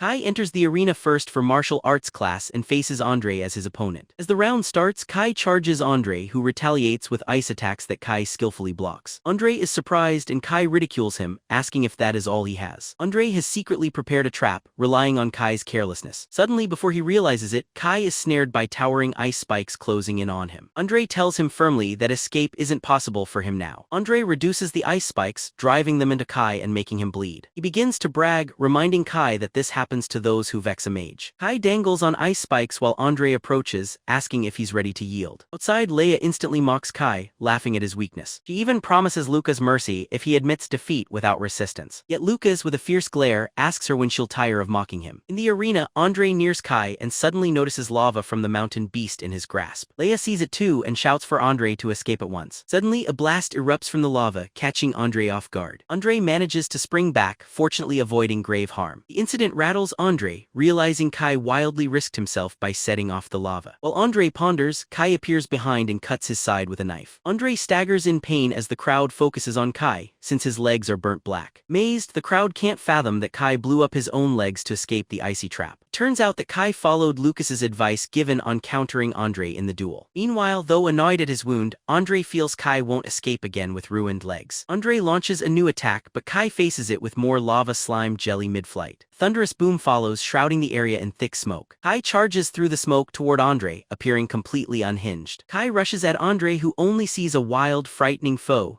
Desperate, he raises an ice wall which Kai smashes through. Reaching Andre, Kai grins and says he despises ice types because they always slip in the finale. Andre shrieks, pleading with Kai to stay away from him. Kai drives his head into Andre, breaking his glasses and leaving him unconscious. Andre hurtles across the arena and crashes into the solid wall. Andre is stunned that Kai shattered his ice shield, shocked to be bested by a simple fighter. With this outcome, Kai emerges victorious, standing above the rest. Returning to Lucas, who praises his skills, Kai receives a potion and explains he feels great, unaware his strength comes from Lucas's secret addition to his breakfast. Now that Kai has won, Tishi is up next against Leia and Kai anxiously asks about Tai's safety. Lucas reassures him, saying there's no need to worry since Tishi can easily handle things herself. Meanwhile, in the arena, Leia thinks Andre lost because he went easy on Kai due to his family ties. Tishi grows angrier, frustrated that nobody will accept Kai's victory as true skill. While Tishi dwells on these thoughts, Leia suddenly launches an unexpected assault at her. Tishi deftly evades, knowing a direct hit would have left her devastated. devastated. Leia lectures about martial values but reveals that mages are only interested in winning. Leia tries again but Tishi reacts quickly, crushing Leia's efforts and rushing in without pause. Strike lands directly on Leia's face, leaving her in utter disbelief. She can't fathom Tishi's speed, especially since Tishi is still considered a level 1. Suddenly, Tai seizes her hand while Leia prepares her irritating lecture. Tishi grips Leia's arm, stressing that martialists care for life more than careless mages. Tishi lands pinpoint blows on Leia, focusing on the meridians before Leia understands. After Tishi finishes, the entire crowd is left astounded by her actions. Lucas is filled with admiration and relief, satisfied that Tishi didn't let him down. Leia collapses unconscious, giving the martial arts department their second victory. Though Leia hid poison needles, Tishi was too quick and kept her from using them. Thought allowed the needles, and Mina, when she discovers this, is infuriated by his decision. Trying to dim its importance, Thought replies that in the end nothing truly bad occurred. Pandemonium fills the stands as nobody expected martial artists to be so dominant. Even Lucas's opponent fears humiliation as fighters persist in prevailing, shattering hopes. Still, he feels he stands a chance thanks to the powerful secret technique he possesses. Moments later, Lucas faces a new challenger sprinting at him, confident in his combat prowess. The rival believes his speed ensures Lucas could not possibly keep pace or track his moves. Tishi observes that Lucas stands still, signaling his focus on defense rather than wild offense. Though Lucas withholds his true strength, he agrees to test what abilities his foe hides inside. Lucas startles his foe by materializing suddenly, launching a punch directly at his head. Missing on purpose, Lucas gives space, letting his adversary spring away to safety. In response, the opponent hurls his knife far into the arena. A wave of dread washes over him, sensing the intimidating energy Lucas radiates. Nevertheless, the competitor feels secure because he has an unseen strategy ready. He activates his trap, recalling the thrown blade, and the knife grazes Lucas's neck, yet Lucas is unfazed. The rival brags about his powerful technique, insisting it has never been endured before. Pursuing him, the opponent boasts he'll break every bone since Lucas hasn't moved yet. As he nears, Lucas sidesteps and says, "You won't escape unscathed," stunning his rival, who realizes Lucas isn't hindered. Elsewhere, Kai is anxious at Lucas's struggle, suspicious that something troubling is at play. Lucas's adversary sneaks behind, wrongly assured that victory is already in his grasp. Before the blade can strike his neck, Lucas seizes his arm, declaring it's finally his turn. With one powerful stomp, Lucas stirs a cloud of dust, shrouding the battlefield from sight. Fear overtakes the opponent, amazed at the sheer force Lucas creates with one single leg. Now hidden by dust and with no one watching, Lucas assures his foe that what comes next is private. Still hopeful, the challenger is thrown down and stabbed through the hand by his own dagger. He cries out while Lucas asks how it feels to be struck by the weapon used against Collins and Sharp. Lucas proceeds in assaulting him remorselessly, as though tossing around a lifeless doll. It dawns on the fighter that magic fails him, meaning Lucas gravely injured his magical pathways.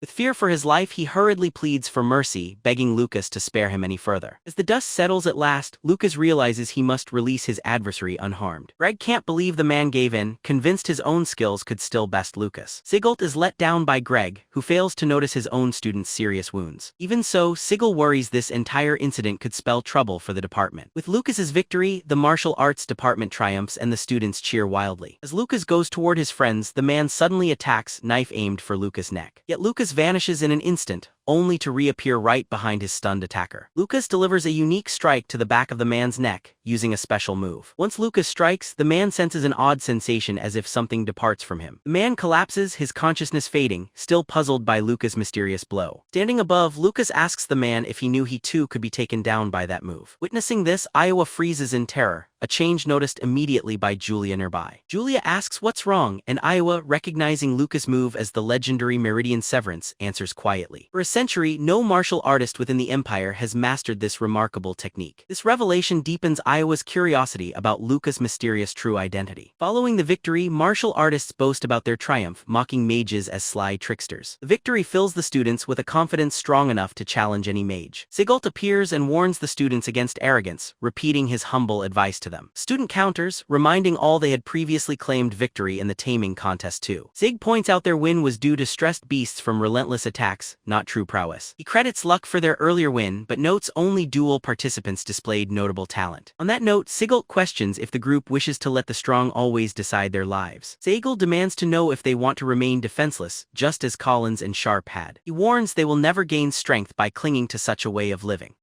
Turning away, Sigelt suggests they should leave if they are content living without ambition. Siglet's message deeply affects the students, who vow to grow stronger and prove their worth. Lucas cannot dispute the teacher because he knows he speaks the truth, true confidence must be built through discipline, not simply assumed. Seagull meets Linda, who praises him for finally taking on the role of a genuine homeroom teacher. Seagull says he's only doing this to steer the kids from making the same mistakes he did. Seagull inquires what Linda wants, so she reveals an envelope with information on Lucas's adversary. It seems his meridians have shattered in a pattern reminiscent of the ancient meridian crusher. The young man lies in the infirmary in agony, now shut off from the use of any magic whatsoever. Soon after, his father bursts into the school, furious over his son's permanent loss of magic. He insists on severe repercussions for those involved, calling for dismantling the martial arts class. At that moment, Sigil enters, saying that the man's call for justice is correct since the magic Leia used matches that inflicted on Sharp and Collins. Sigil asserts this clearly implicates Leia and her friends as the ones who injured his students. Sig asks the headmaster to discipline Greg and his trainees, holding them responsible. Greg is caught off guard by Sigil's remark made at such a bizarre and sensitive time. Greg interrupts, telling Siglet not to digress and insists this meeting concerns who struck his student with a forbidden technique. Sigil responds that it's not confirmed as the forbidden technique, since Meridian Crusher isn't possible for a rookie. Rake's father silently agrees, sure that someone like Lucas, spurned by the gods, couldn't use such an ancient skill. Greg then argues a skilled martial artist is indeed able to perform that forbidden move. Considering the events, Greg proposes only one advanced martial artist, Seagult, was present at the scene. This quickly ignites a standoff as Seagult approaches, stating he'd have used the forbidden art on Greg long ago if he could. The headmaster then invites Sig to clarify the nature of Brake's injury. Sig proposes that perhaps fate or karma caught up with Brake to deliver retribution.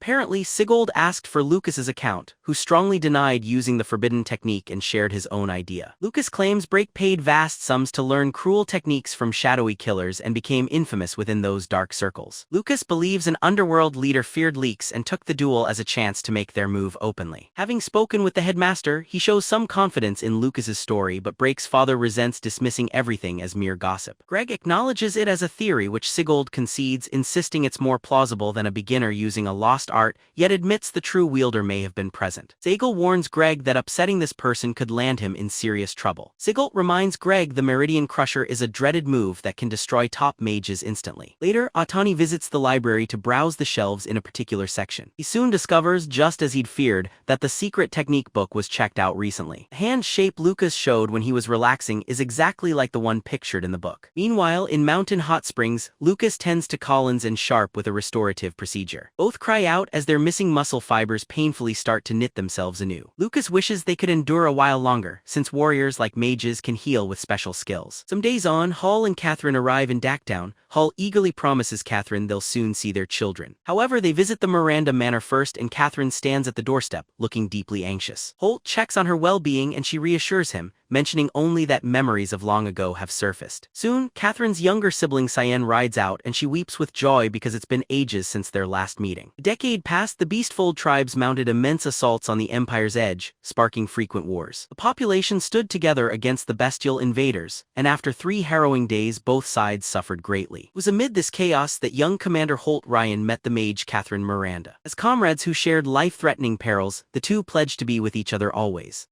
Yet Catherine's father fiercely opposed their union, ultimately shattering her bonds with the Miranda family. Cyan finds it amazing their kids truly met for the first time at the academy. Cyan shares how their father's herd Julia resembles a youthful Catherine, surprising Catherine with his recognition of Julia and Lucas. Cyan hints Catherine should return, since their father has longed to see her for years. She lights up at this, but Cyan clarifies his invitation extends only to Catherine herself. Hall senses this and tells Catherine to visit her kin, since he's bound for the front anyway. She starts to protest, but Hall insists he's only glad his beloved can finally go home. He promises he'll come for her when the campaign draws to a close. Seeing this, Cyan finds Hall admirable but feels pain that their father's heart remains unmoved by Catherine's marriage to a martial artist. Cyan secretly hopes a hero will rise to erase the scorn cast upon martial artists in society. Meanwhile, at the academy, Kai, Lucas, and Julia make their usual visit to the cafeteria. News has spread through the academy about an assassin's brazen attack during break time. Shortly after, Kai steps out to bring meals to Collins and Sharp, letting Julia stay with Lucas. Lucas spots spots Julia's hairpin, which she says Iowa gifted on behalf of the Miranda family. Lucas is glad to know this and realizes the Miranda family wants to befriend Julia for her talent in magic. Lucas tells Julia to build a good relationship with Iowa for the sake of their mother. At that moment, Julia remembers to write her mother and report she's been chosen as class representative. While doing this, Mina appears and cheers Julia for becoming the future pillar of the academy. Suddenly, Iowa rises in anger and storms out from the cafeteria without another word. Earlier, Iowa had confronted Linda, objecting to Julia being made class representative. Linda calmly assured her it's because Julia excels in every way, making her more fit as leader. Linda asked Iwa to accept the outcome, but Iwa can't endure losing to Julia again and fiercely resolves to prove her worth. As Iowa leaves, Julia notices her clear distress and observes she's been neglecting her meals too.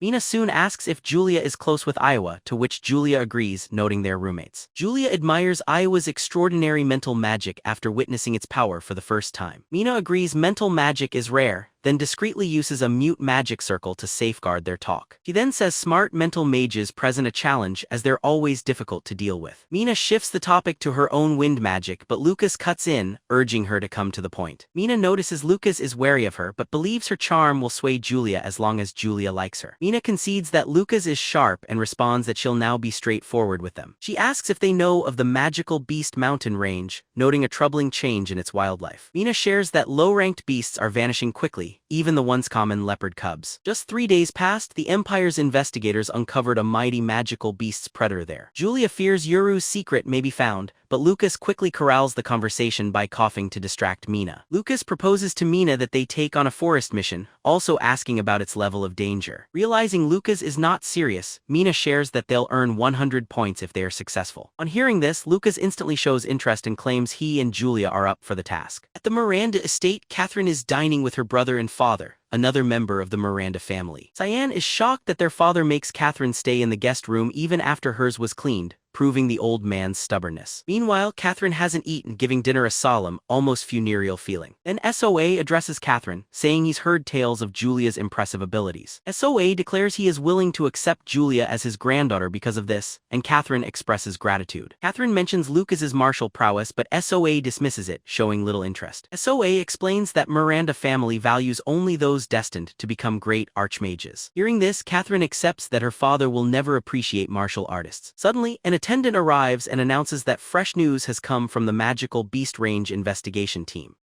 Cyan and Catherine both react with surprise to the news about the inquiry at the Magic Beast Mountains. SOA reads their message aloud. A new section under the den is found, but its threats are unclear. Cyan and Catherine quickly stand and ask their father if the mountain incident affects the school nearby. Their father reassures them that teachers and his loyal people are there, so nothing will endanger the students if they stay put. SOA leaves, instructing Catherine to remain until it is safe to visit her children. Catherine agrees to her father's wishes, though privately anxiety lingers for her kids' safety. Back at school, Mina goes to accept the mission, but to her surprise she now needs 5 teammates due to a rule change. The clerk explains that the student council president changed the criteria due to suspicious activity in a cave. Mina suspects Thowd altered the conditions because he thinks she can't recruit 5 people. Lucas realizes Mina isn't very popular, and understands this is why she's relied on Julia since exams. Mina tells Lucas and Julia that they may have to let the mission go, but Lucas offers to help recruit. Mina thanks them, though she secretly feels guilty for using them as pieces in her strategy. As planned, Lucas invites Kai to join, and Kai enthusiastically agrees. Kai's enthusiasm grows as he's been gifted advanced gear and is eager to test it. Julia brings Maya to join, and Mina is stunned that she'll be partnering with new students. Lucas carefully asks Julia why Maya was chosen over Iowa. Julia replies, disheartened that Iowa won't listen to her. Although the group lacks experience, Mina trusts in her strength and Julia's to help them win. She urges they depart now, noting even with magical speed it takes half a day to reach the beast's den. After hours of travel, they spot the Empire team's flag, signaling the areas under investigation. Lucas, meanwhile, feels relieved they haven't discovered Yuru's cave. A monster suddenly emerges above them, catching the entire team off guard. Before Lucas acts, Mina rushes in, vanquishing the beast with her wind-based magic. The team's tension eases, but danger returns as another monster surges behind Mina.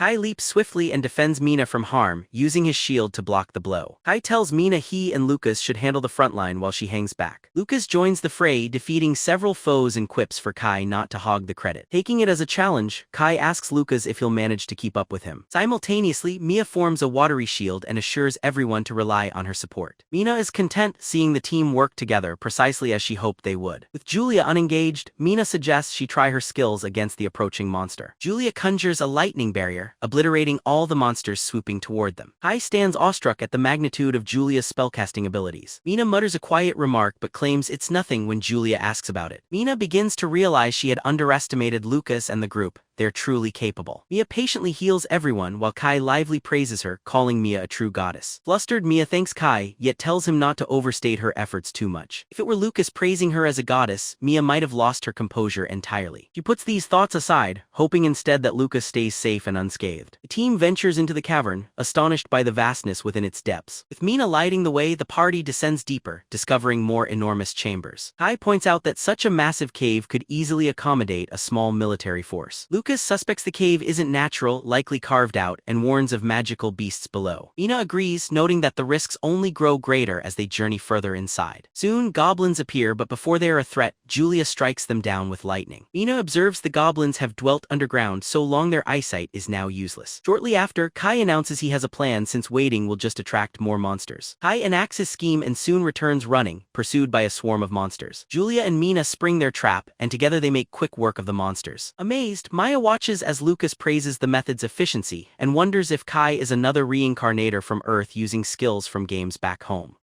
Their tactic is to let Kai bait foes and then leave the powerful girls to eliminate them swiftly. Kai credits his advanced gear for the feat, teases Lucas, but Lucas secretly shuns attention. Thanks to Kai, the team advances steadily, vanquishing beasts as they near the dungeon's heart. Along the way, they even bypass an area sparkling with hidden treasures. While the girls relax, Kai gleefully chases adventure, running off to attract fresh monsters. He soon returns chased by creatures, discovering the team is not in their earlier spot. Unseen by Kai, they've hidden nearby, and he must now dash toward the entrance with monsters on his tail. With sarcasm, Lucas jokes about sacrificing him, and Julia offers a respectful farewell. Instead, Mia says she won't abandon Kai. The others are surprised she's not joking. A sudden cry rings out. Maya suspects Kai, but Lucas clarifies it's from the cave's depths. Lucas feels sure that the survey team has encountered the dungeon's true boss. Mina proposes investigating, as Lucas detects a strong scent of blood from the dungeon's core. Mina hands out potions to the girls, who recover quickly and prepare to move forward again. Mina notes they may be unneeded, as the survey team should handle the looming danger alone. Soon after, they stumble upon a ghastly sight where the whole survey team lies dead. Gripped by terror, Mina urges the group to evacuate right away without hesitation. Suddenly, a fearsome minotaur materializes, gripping the leader in one hand and wielding a huge axe in the other. The miner emerges near Mina, and paralyzed by dread, she hadn't imagined a calamity like this here. Mina freezes as the miner aims for her, but Lucas has already started running to her rescue. Lucas senses this is wrong, as such a fearsome monster shouldn't belong in this cave. Lucas shoves Mina aside and prepares himself to take the brunt of the minotaur's strike. Yet in a flash, the minotaur's axe is halted abruptly by a shimmering barrier of ice. Julia dashes to check on Lucas, both concerned for him and wondering who conjured the ice shield. Lucas explains the shield's caster is the very man being crushed in the monster's mighty grasp. The miner is furious that the wounded man intervened in its rampage and blocks its plans. The team is awed that, despite his grave injuries, the man still risks everything to save them. With heavy breaths, the soldier urges the kids to run for help. A broken ancient seal has unleashed horrors below. Enraged, the miner tightens its grip, pushing him to cry out in pain before fainting away. The miner threatens the group, but as doom seems certain, the man awakens to cast a colossal ice trap around them both. With desperate urgency, he shouts at the youths to flee and spread word of the cave's peril. Lucas is crushed by guilt at his failure but vows to return one day and avenge this great loss. Fleeing, the team sees the man's final spell falter as he dies, allowing the minotaur's escape. Vexed with anger, the miner prepares to devour the fallen hero it sees as an obstacle. But Julia interrupts, hurling lightning and declaring the fallen man a valiant fighter, not prey. Mina then gathers the wounded soldier with wind magic and rushes for the cave's exit. Lucas lingers behind, declaring that he'll hold off the beast to buy the others time. But Mina doubts Lucas' odds, believing the minotaur is far beyond anything he can handle. Lucas knows it's nearly impossible, and while they sprint out, the raging miner quickly pursues them. It bashes the cave ceiling with furious force, sending huge chunks and chaos tumbling down. Lucas turns, ready to fight, but Mina steps steps forward, vowing to protect the group as vice president. Lucas is taken aback, having thought her selfish, yet she reveals a surprising courage. Julia stays too, not wanting to abandon her brother or Mina, while Mia shares she already summoned Kai for help and suggests they fight together now. Mina prepares for battle, admitting they still may not overcome the Minotaur even united. Lucas encourages everyone to have faith in their own strength. Lucas charges first, powers his fist with ki, declaring they won't be defeated by this beast. The Minotaur swings at Lucas and smashes the ground, but his quick movements let him evade. Lucas retaliates with a fierce blow, while Mina tells him to keep the monster busy for her attack. The Minotaur grows furious, resenting that Lucas has become a true threat to it. Yet all the while, Julia silently prepares a deadly attack in the background. When ready, Julia descends and warns the Minotaur to stop picking on her brother. Her lightning spell strikes fiercely, drawing a shriek of agony from the beast. Lucas seizes the moment, targeting the Minotaur's weak spots to keep it immobilized. With the beast restrained, Julia unleashes her Thunder Arrow Bell spell for extra force. Mina also attacks, bombarding the Minotaur with a precise Wind Cutter spell. When Julia and Mina combine spells, the Minotaur spits blood and collapses heavily. Despite the damage, it threatens to kill them once its injuries recover. Meyer answers firmly, blasting the Minotaur with a surge of water so it can't attack. Unexpectedly, the monster's legs heal. They jeer, saying, "A bit of water is no bother." Fueled by rage, the Minotaur intensifies its threats, now vowing to devour the group. But Julia warns it from above, "Soon you'll see what happens when needled by lightning wet." She vows vengeance for the fallen soldiers and sends a roaring bolt of lightning its way. Thanks to the water, the Minotaur is electrified deeply, as lightning crashes through it. Lucas is stunned and full of awe upon grasping what his sister and Meyer achieved together. The powerful assault leaves the Minotaur unable to endure. It falls silent and unmoving at last. Lucas launches himself at the Minotaur, poised to strike the final blow. Suddenly, a dark power bursts from the Minotaur, forcing Lucas away as fear grips the onlookers. In an instant, the Minotaur stands tall once more, burning with even more menace than before. At the cave's mouth, Kai senses the overwhelming force inside and understands the danger. He rushes urgently for help, praying that his friends can endure a little longer without him. As the monster revives, a demon mark forms and releases a thunderous shock wave. After recovering, the beast's presence darkens. Lucas's ears bleed from another fierce shockwave and he senses grave peril. Turning to check the girls, Lucas silently hopes they are still unharmed. Sadly, Mina expended her last ounce of strength, helping the others resist the blow. Even Mina's shield can't protect them all. Injured, she collapses and Lucas sees his sister gravely hurt, bleeding and unconscious. This drives Lucas past his limits, and he lunges at the Minotaur, channeling mighty Kai into one punch. The creature tries to defend, but Lucas's determination splinters its hand with a single fight-ending blow. Lucas doesn't hesitate, breaking the monster's second hand as well without relenting. Yet the beast rages unchecked, convincing Lucas it's almost unfeeling and badly unhinged. To Lucas's surprise, the Minotaur regrows its limbs and attacks fiercely with a massive axe. Reacting fast, Lucas leaps away at the last instant, sparing himself the deadly blow. Afterward, Lucas notices blood in his mouth, thanks to the monster's harrowing roar. The beast acknowledges Lucas's strength and charges for another attack. Forced to dodge within the cramped cavern, Lucas prompts the Minotaur to smash wildly into the stone walls. Lucas realizes this spells disaster, as falling debris may soon bury the injured girls. Just as feared, a rock plummets toward Julia, but Lucas shields her, rescuing his sister in time. The Minotaur bellows again, the roar echoing so it strikes with twice its original power. Lucas raises his guard, but the monstrous shout is so fierce it harms him from the inside out. Coughing blood, he stumbles, leaving him exposed as the Minotaur closes in for the kill. Nevertheless, Lucas withstands the axe, counters with a punch, and proclaims the battle is on his terms, not the creature's. With a powerful blow, Lucas wrenches the axe from the beast and charges at it, weapon in hand. Lucas warns the creature, "You'll never harm my friends while I'm breathing." With the axe, Lucas slashes the beast's head and body relentlessly despite its desperate cries. After the brutal frontal attack, Lucas finishes and leaps swiftly behind his battered foe. Soon the axe shatters, but Lucas keeps pummeling the creature with all his strength regardless. The beast seizes Lucas, but before it crushes him, Lucas shatters its hand with a punishing counter. At this point, darkness mars Lucas' veins and there's no control left in his wild demeanor. Despite the beast's fearsome appearance, Lucas, now more perilous, surges at it with a blow. Though the Minotaur tries to block him yet again, Lucas's strike as always effortlessly breaks through. Lucas lands a crushing kick to the beast's chest, splintering half of its mass in a single blow.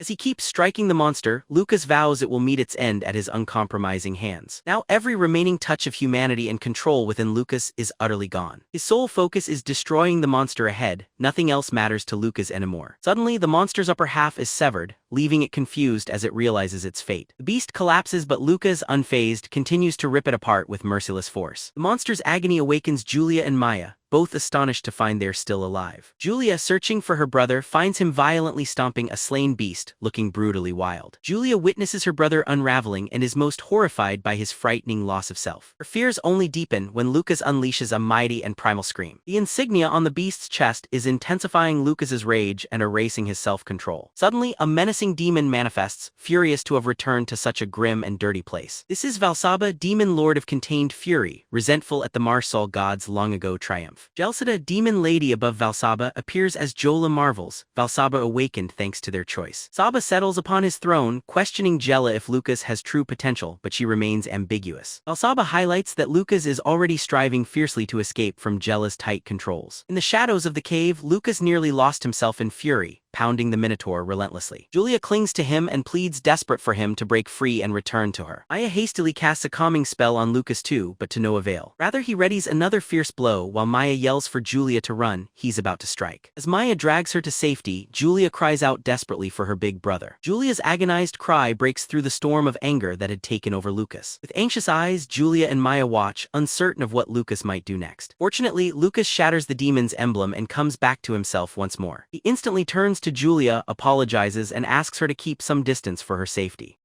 Following his advice, Julia steps back and Lucas uses a purifying art to cleanse the evil out of him. The wave of pure energy he releases sweeps away every trace of the Minotaur's remains. Maya and Julia, now certain Lucas is himself again, rush anxiously to his side. Julia checks if he is all right. Lucas gives her comfort and vows to never let that happen again. They are relieved when, just then, Kai's message arrives to say he's brought backup. Meanwhile, in the Hall of Wrath, Jelsa tells Valsaba there's no hurry, they require more tests for Lucas. Key trial she refers to involves the potential loss of Lucas's family, especially Julia. Soon Lucas hears someone calling for him to regain consciousness. Calling for him to regain opens his consciousness eyes slightly, sees his family before him, yet finds himself somewhere unfamiliar. Afraid and confused, he instinctively strikes out at what lies before him with raw force. Yet quickly he sees his body under some control, with anger beginning to take over anew. Yelling after his loved ones, his vision clears, and he awakens in the school infirmary. He just punched Kai, who's surprised, and jokes that he'd retaliate, but he's still hurt. Lucas offers an apology while Kai marches off rubbing his sore, bright red nose. Alone, Lucas questions why the dream affected him so much, wondering if the cave's power lingers. He senses again the risk of losing control, witnessing how it turned a dead bandit into something monstrous. He suddenly realizes he lost himself by giving in to his anger and letting it take over. This leaves him questioning if anyone is truly able to resist their anger mid-battle. Lucas begins to seek a solution and decides to keep someone who could restrain him nearby whenever a fight arises. But soon he realizes this plan is worthless, since only fellow students join in missions and practice. He is well aware how risky it would be for students to intervene when he loses control. Just then it becomes clear to him that stopping himself is the only real solution. Sometime after, Siegel can be seen heading toward the medical wing. He overhears two nurses speaking about Mina's severe injuries. The nurses mention how Mina shielded two incapable members from the martial arts group.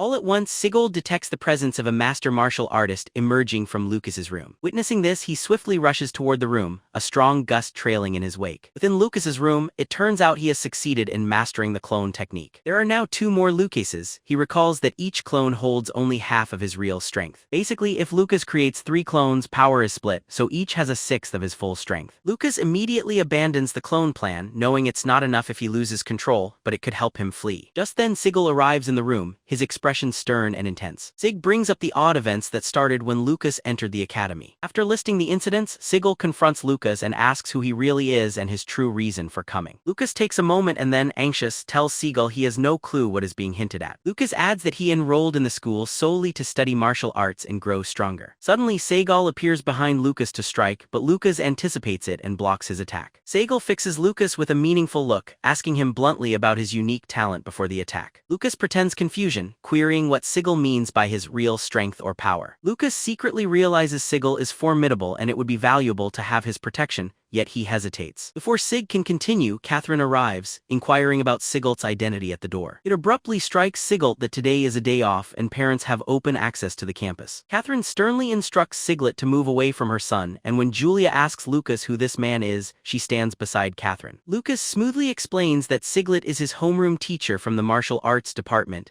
adding Sigil was offering advice about not facing a formidable foe head-on. Sigil realizes Lucas is making a subtle dig, guessing he noticed his mother's approach by her footsteps. Catherine trusts Lucas's explanation but insists he should rest since it's a holiday. She makes it clear to Sigil, though politely, that his visit has come to an end. Sigil decides there's nothing more to do but leave, especially as Lucas hasn't caused any issues yet.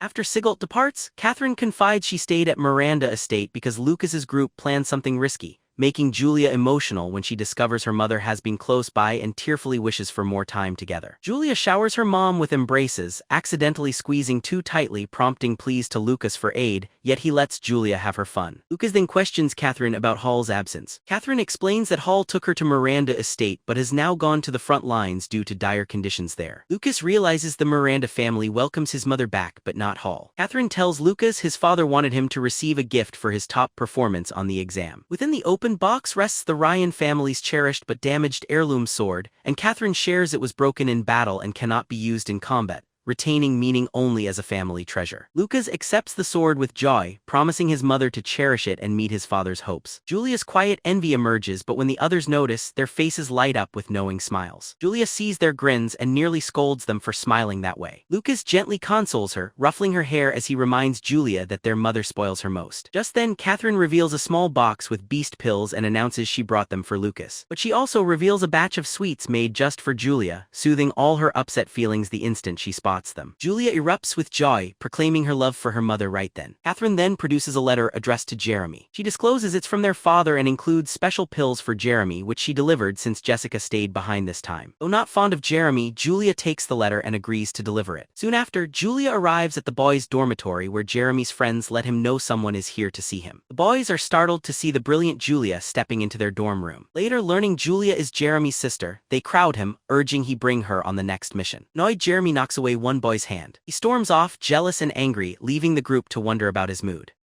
He's bitter because since enrolling, neither of his parents have come to visit him even once. Yet they visited and even offered Lucas the treasured sword since he excelled in the exam. Hurt that Lucas receives all the affection, Jeremy vows to reclaim what he feels he deserves. As the time slipped by, Julia and Lucas found their mother had to head to the Miranda estate but would stay in town a while. Though unable to meet their mother, knowing she's nearby makes Julia and Lucas happy. Meanwhile, though Mina was still seriously injured, Lucas prepared a healing potion for her. He lied that the potion was from the Miranda family, so its remarkable effect wasn't questioned. Everything remained peaceful, and 2 weeks later the Allen Tower event finally started. As the martial arts students celebrated, Sigil arrived and told them to settle down. He explained that exploring the tower is an educational right, emphasizing its significance. Unsurprisingly, as soon as mages entered, they began criticizing the martial students. Kai is frustrated that their group is being targeted yet again. Lucas, however, encourages him to stay calm. Lucas understands others dislike their presence and think they secured their spots by sheer luck. In fact, some first-year mage teachers complained to the headmaster, insisting the martial arts students should forfeit their positions to the mage department. Through everything, Sig remains seemingly unconcerned by these worries. Lucas can't help but wonder if Sigil relies on the headmaster or on something unknown. Sigil soon calls the students over and says third years always enter the Allen Tower first to guide the younger ones. Moments after, the older students prepare themselves to step into the tower. Jeremy, among them, is thrilled that after 3 years he finally earns entry into the tower. Really, only now did Jeremy break into the top 100, which is why he's missed out in past years. As the entrance nears, Julia arrives, bringing encouragement for him. The students are excited about the first-year genius, yet Jeremy barely notes his sister at all. Julia feels let down, though in truth, she was there only at their mother's insistence. While the students get ready to go inside, Jeremy silently promises to outdo Lucas. After stepping inside, students must set their staffs down and then shut their eyes.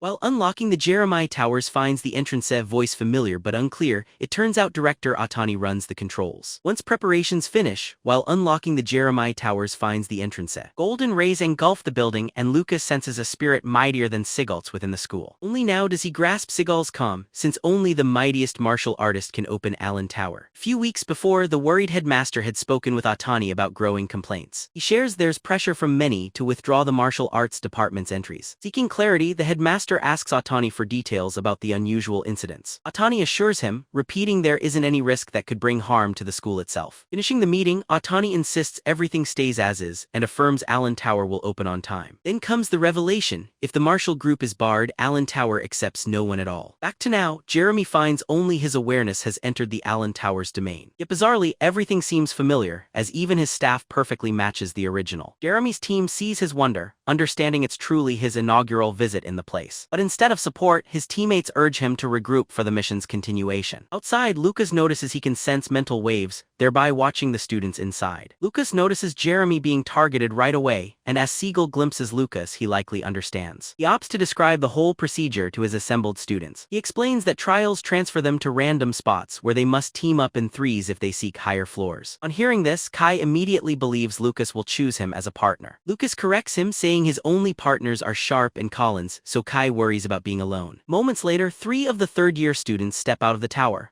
The first-year students are shocked because they didn't even waste time in the tower. Segal then continues his explanation, revealing that the phantom enemies inside Allen Tower change in strength based on the student's ability. He tells them that there are students who underestimate this and get knocked out right away. Lucas then decides to check out how Jeremy is doing inside the tower.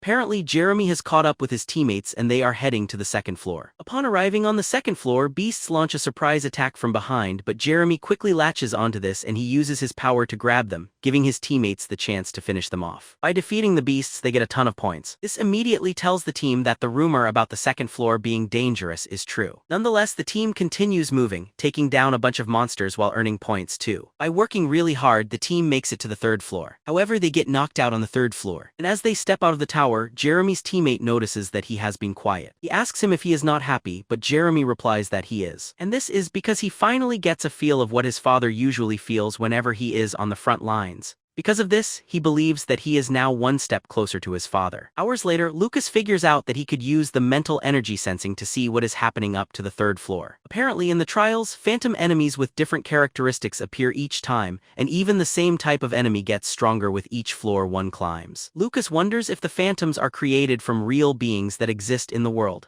And if this is the case, he wonders just how terrifying Otten's combat experiences are. He believes that Otani has also noticed his true abilities just like Segal, but he can clearly see that they are quietly observing him. This leaves him wondering if it is goodwill or if he should be worried. Not long after this, Mina and her group gather to enter the tower. Apparently, the leading group managed to reach the fourth floor, and everyone is rooting for Mina's group to catch up too. Julia, being Julia, jumps up from where she is, cheering Mina on, telling her to do her best. Unlike Jeremy, she turns around to thank Julia. The teacher asks Mina if her injuries have healed, and she assures the teacher that she has recovered completely. The teacher then urges her to do her best, and the other students are amazed at how good she is with the teachers and even Julia. One student reveals that Mina is quite talented, which is why she became a VP in her second year.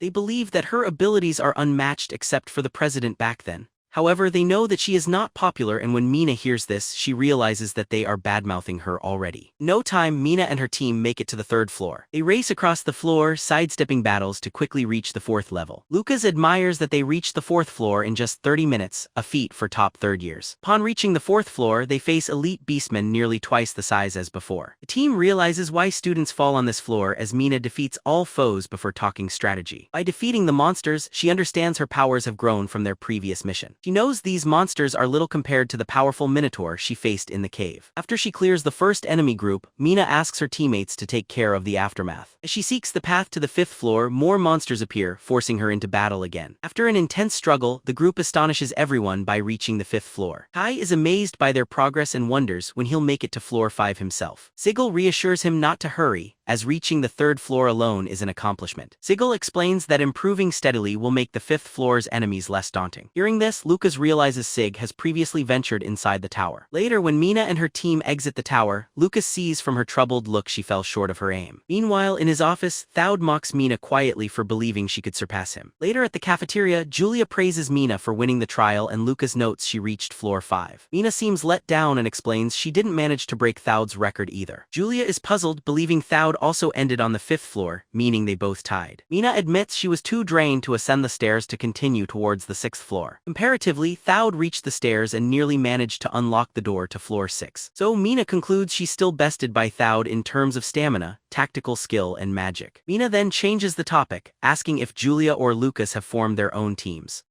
Julia enthusiastically shares she's teaming with Iowa, who claimed her father insisted on it. Lucas thinks the Miranda family values Julia's strength, so they befriend her. He partners with Sharp and Collins. Julia is surprised because she thought Lucas would pair with Kai, but Lucas states their ranks differ, placing them in separate groups. Although Lucas has explained, Kai still clings to him, branding him a cold traitor for leaving. Kai laments his lack of a team until Tishi appears, offering him a place since her group needs another member. The instant Kai hears her offer, he immediately leaps to join Tai's team. On the training ground, Sigil admires that all have formed groups and urges them on, mindful of gossip. Knowing they face constant criticism, Sig encourages the group to ensure insults don't come true. Tishi encourages them to work hard and defy expectations. The team vows to earn the Allen Tower spots. Lucas feels impressed at Sigald's team spirit, in contrast to all the swirling hearsay. Sigald's encouragement fosters determination, and their training pace gains a new intensity. During training breaks, Sig explains vital details the students need to remember. Sometimes Siglet would spar with the students himself, taking up the role of an enemy. Despite the grueling practice, no one complains because each knows what is at stake. Eventually, the much-anticipated day of the freshmen's trial finally comes. The school announces that the martial arts department's performance in the monster taming contest grants them entry to the trial. Martial arts students gather before Sigil for a speech before making their entrance. Sigil instructs them to regroup at the central stairs, if not possible, run, and if that fails, fight fiercely so at least one foe falls. Hearing this, mage students mock the martial artists, joking that even their teacher doubts them. They eagerly anticipate what will befall the martial students when faced with magical creatures. The mage students are certain the martial arts department will be eliminated in 3 minutes. Yet Kai stays calm, and Lucas is glad to see growth in his friend rather than anger. Prepared now, all 12 students are summoned to the front by the examiner. From behind the curtain, Atani watches, feeling it's time for the war god's legacy to awaken.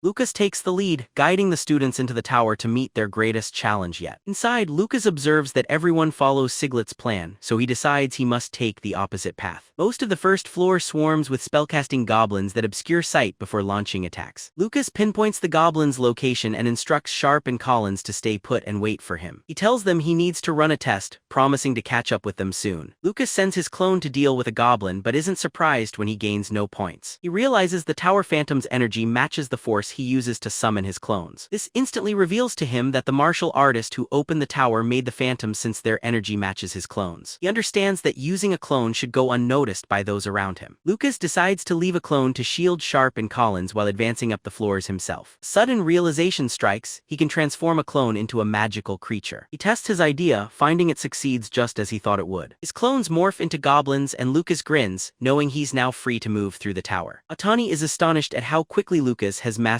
the art of cloning. Still, he wants to know what Lucas intends, whether he will keep earning points for classmates as constant help might impede their progress. Later, some members find themselves surrounded by 3 goblins and a giant, making trouble since 2 goblins are usually the toughest they can defeat at their level. At that moment, a teammate recalls that goblins are both unintelligent and slow-moving foes. He suggests putting distance between them and the giant, letting the group take down goblins first so they act and force the goblins to chase. Right before one is overwhelmed, another teammate swiftly jumps into the scene. They turn on the goblin together, knocking it to the ground. They rally, yet while the goblins press on, they finally pierce and defeat one. The group is amazed, realizing Siglet's words were correct. Teamwork can clear the floor. Encouraged by success, they set upon chasing the next goblin. From afar, Lucas discreetly observes their every action. They've just taken out one of Lucas's clone goblins. He orchestrates this to show them combat's joys. Moments before, Greg and his skeptical crew watched as the martial arts team was trapped. Their deep dislike made them convinced the martial artists were doomed. Greg expects nothing but embarrassment for the students. When the team actually prevails, Greg is nearly driven mad with disbelief. Greg quickly realizes the momentum has shifted away from his control in the game. Inside the tower, martial arts students act boldly and hunt goblins with newfound bravery. Through unity, they force the goblins back and wipe them out completely completely together. Greg fumes when he sees the students just took down 2 high-ranking goblins. Sigult, unlike Greg, is pleased and uses this victory as encouragement for the group. The others cheer, though the mage class remains convinced it's all down to sheer luck. They soon notice a strange energy disappear, and Seagull wonders if Lucas was involved again. Later, Lucas reunites with Sharp and Collins, who greet him gladly and admit to their concern. Lucas says he was sent far away and asks about the others, learning only one more team is missing while the rest have reached the meeting point. Meeting the larger group, Lucas sees they're a bit worn out, but nobody has suffered real harm. Knowing the victorious team will arrive soon, Lucas says they'll proceed to the second floor when all regroup. On the outside, critics dislike admitting that the martial arts division now excels impressively. Everyone suspects the team only made it to the next floor by escaping their pursuers. Greg is nearly speechless, wondering how every member made it past the usual drop-off point for new mage students. Greg, seeing how things unfold, fears the martial arts group soon may rival the mage department. Once on the second floor, the group is scattered at random, determined by their earlier strength. It seems the more powerful the party is, the more challenging their new tasks become. He releases clones to aid in locating their classmates swiftly and keep everyone safe. These clones, shaped as wolves, dash off in search of the remaining teammates. Shortly after, Sharp and Collins appear and ask how Lucas is holding up. Lucas shares that many foes are present and grouped together, with Sharp admitting battle is almost certain. Lucas reminds them the purpose of this trial is to build valuable combat experience. Collins agrees, noting that if they just ran, they would miss the trial's main goal. Abruptly, an enemy ambushes from above, aiming its attack right at Lucas. The strike hits, dust flies, and his comrades shout to make sure Lucas is unharmed. When the dust settles, Lucas stands unharmed and assures the others he's all right, surprising Collins, who couldn't sense the attack, and Sharp, who admits he'd have been finished. Fierce clash erupts as the team stands united and prepared while meeting their foes. After taking down one enemy, Lucas insists his team must swiftly handle this wave or face the main horde. Collins, trembling from fear, realizes with panic that he's lost his dagger in the chaos. While they're distracted, another threat closes in, but Lucas quickly alerts his friends. Sharp intercepts the blow, only for the monster to snatch the weapon from his grasp. This instantly reminds Sharp of Siglet's warning that Floor 2 monsters differ greatly from Floor 1's. Now, foes on this floor are stronger and more cunning, skilled enough to surprise and disarm them. Rather than being shaken by losing his blade, Sharp instead grows determined to humble these beasts. Suddenly, the monster is struck, thanks to Sharp arming himself with a gauntlet before entering. Sharp lunges at the adversary, declaring there is no equal to his great strength. Sharp's blow nearly lands, but the monster leaps back just in time to evade the heavy punch. Yet the retreat was a part of Sharp and Collins' carefully crafted strategy. Collins then intercepts the monster and slices it neatly from behind. As the monster howls from Collins' strike, Sharp finally subdues it with a powerful chest blow. Lucas is taken aback and sincerely praises Collins and Sharp's display of teamwork. Lucas, finished with his own monster, urges the group onward, honoring martial arts glory. Greg, who watches from outside, is shocked none of the martial arts students have dropped out. Greg puzzles over how they survived, since the second floor should have seen them crowded by monsters. Mage students voice theories, suggesting the Allen Tower's difficulty was dropped for weaker martial arts students.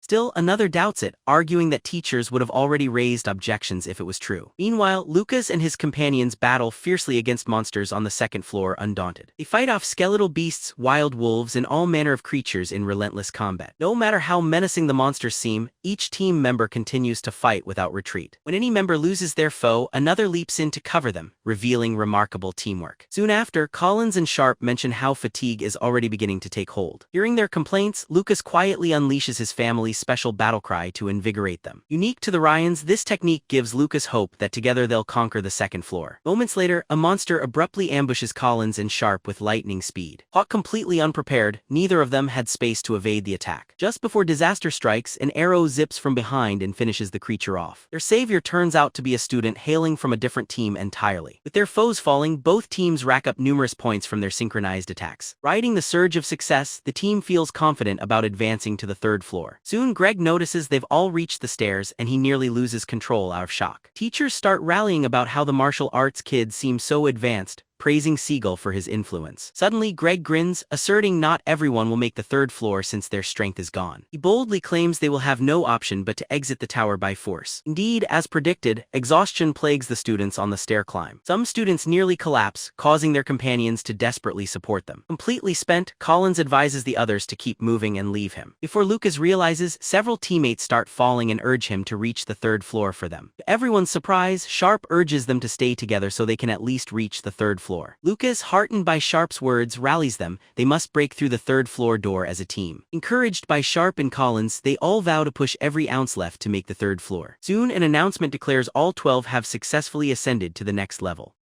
Once on the third floor, monsters immediately beset them, swiftly eliminating teammates. The first eliminated team recall the third floor's onslaught, never even seeing their attackers. Lucas also falls and surmises the martial arts students won't get past the third floor this year. Lucas even has his main body drop out intentionally so others don't suspect anything amiss. Yet his clone remains in the tower, aiding the second martial arts team to ascend as well. Everyone in martial arts sees their scores improved, with Taishi leading at 55 and Lucas at 43, all without standing out. Lucas soon realizes that while he remains unremarkable, he has elevated the whole department's reputation. Seeing all martial arts students on the third floor, Greg thinks chaos reigns, a feat for only the elite. Immediately, Greg feels determined to best the martial arts team both in points and in tower progress. Soon the mage class enters, their power wildly unleashed from their very first steps inside. Witnessing the situation, Otani wonders aloud if losing to martial arts is truly an offense. Yet he calmly waits to see what magic the mage class will use next, disappointed by their early nerves. Shortly, word spreads of the mages being knocked out within the tower's challenges. Only a few minors reach the third floor, leaving Greg in a difficult and discouraging spot. Greg refuses to believe this and questions an examiner if more monsters were summoned for the mages. Linda steps in, advising Greg to face reality and preserve his dignity before the students. Linda asserts the tower operates properly unless she subtly notes Greg himself is declining. Greg feels isolated and uneasy as Linda heads over to discuss matters privately with Sigil. Linda's conversation reveals she commends Sigil for excelling beyond the mage class. Sigil replies modestly, attributing victory to the students, and reminds Linda that the elite class is next to enter, though Linda says her trust in her students lets her step aside. She further expresses faith in Julia, the diligent class representative. Julia meanwhile gloats to her brother, confident he could reach the fourth floor without effort.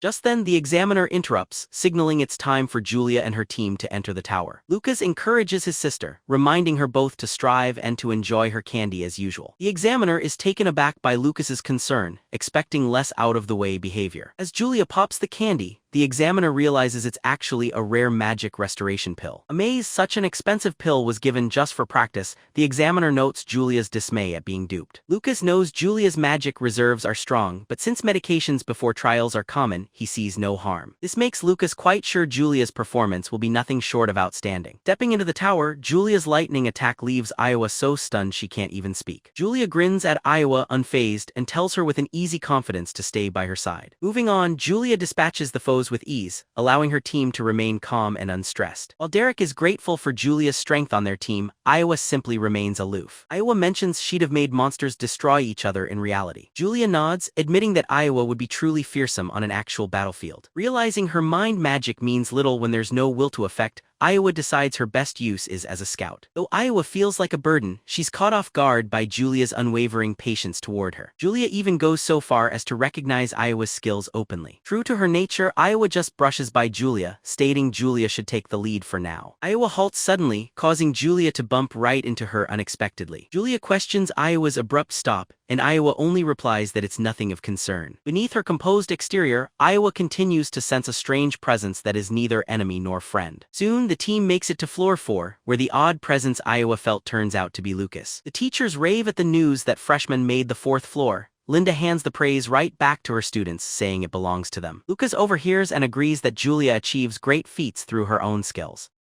While the magic pill can boost her energy, only Julia's talent will get her to the highest floors. Confident in Julia's power, Lucas decides not to interfere and simply keeps watch. Within the tower, Julia charges ahead, overwhelming the enemies she encounters with speed. Suddenly, 4 monsters close in from behind before Iowa can sound a warning. Just as Julia is nearly overpowered, Derek jumps in and incinerates all their attackers. Derek remarks that Julia might just be worn out from her powerful displays downstairs. He says he'll handle things now, but barely ducks an incoming arrow from a monster. He manages a swift dodge and then instantly incinerates every remaining enemy. After clearing the area, Derek tries to bask in their achievement, but the girls just move on. Iowa warns them that about a dozen foes are racing toward their location and urges haste. As they attempt to cross over, steel bars suddenly crash down, blocking their way in. Turning around, they see a monstrous creature with a pig's head and a wolf, both eyeing them hungrily. Looking around more, they notice they are entirely trapped by pig-headed beasts and their wolf minions. Their worry deepens since it seems only a metal magic user can release the gate behind them. Iowa tells them there's still hope, a monster charges but Julia shields everyone with her lightning, repelling it. Iowa explains that metal yields to high heat, signaling that escape depends on Derek's powers now. Yet monsters continue their relentless advances despite Julia's barrier holding firm. Though under mounting strain, Julia pushes through without faltering. Suddenly, she spots Iowa standing still with her staff close to her own forehead. Julia calls out and Iowa says, "There's no time to explain, look right, they're approaching from there." Acting fast on Iowa's cue, Julia strikes first and eliminates their adversaries in a flash. Meanwhile, Iowa maintains her focus, using mental magic to hunt the encircling monsters. Noting the monsters' raw fury, Iowa sees the fourth floor's true dangers revealed. After quickly analyzing things, Iowa directs Julia to clear the right and Julia obeys at once. Julia, drained by magic use, suggests she'll just restrain the giant for now, communicating with Iowa.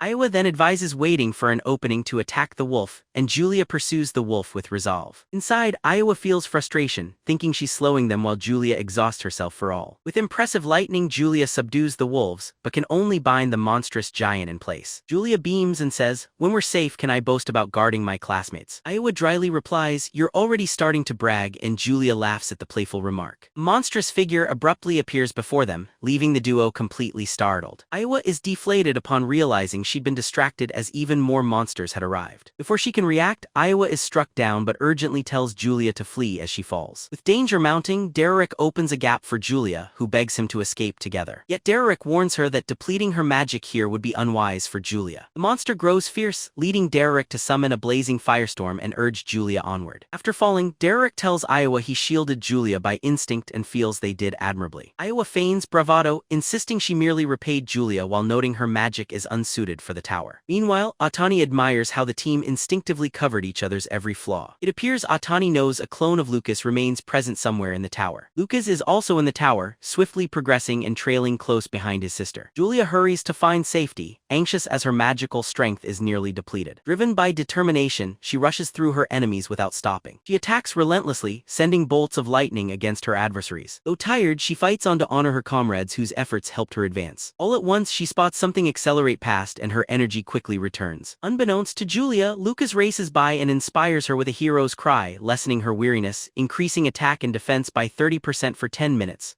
Lucas trusts this boost will help Julia conquer the 4th level. With the trial ending as students finish, Lucas decides he must race to explore upper levels in time. Soon, he enters the 5th floor and finds himself submerged in watery surroundings.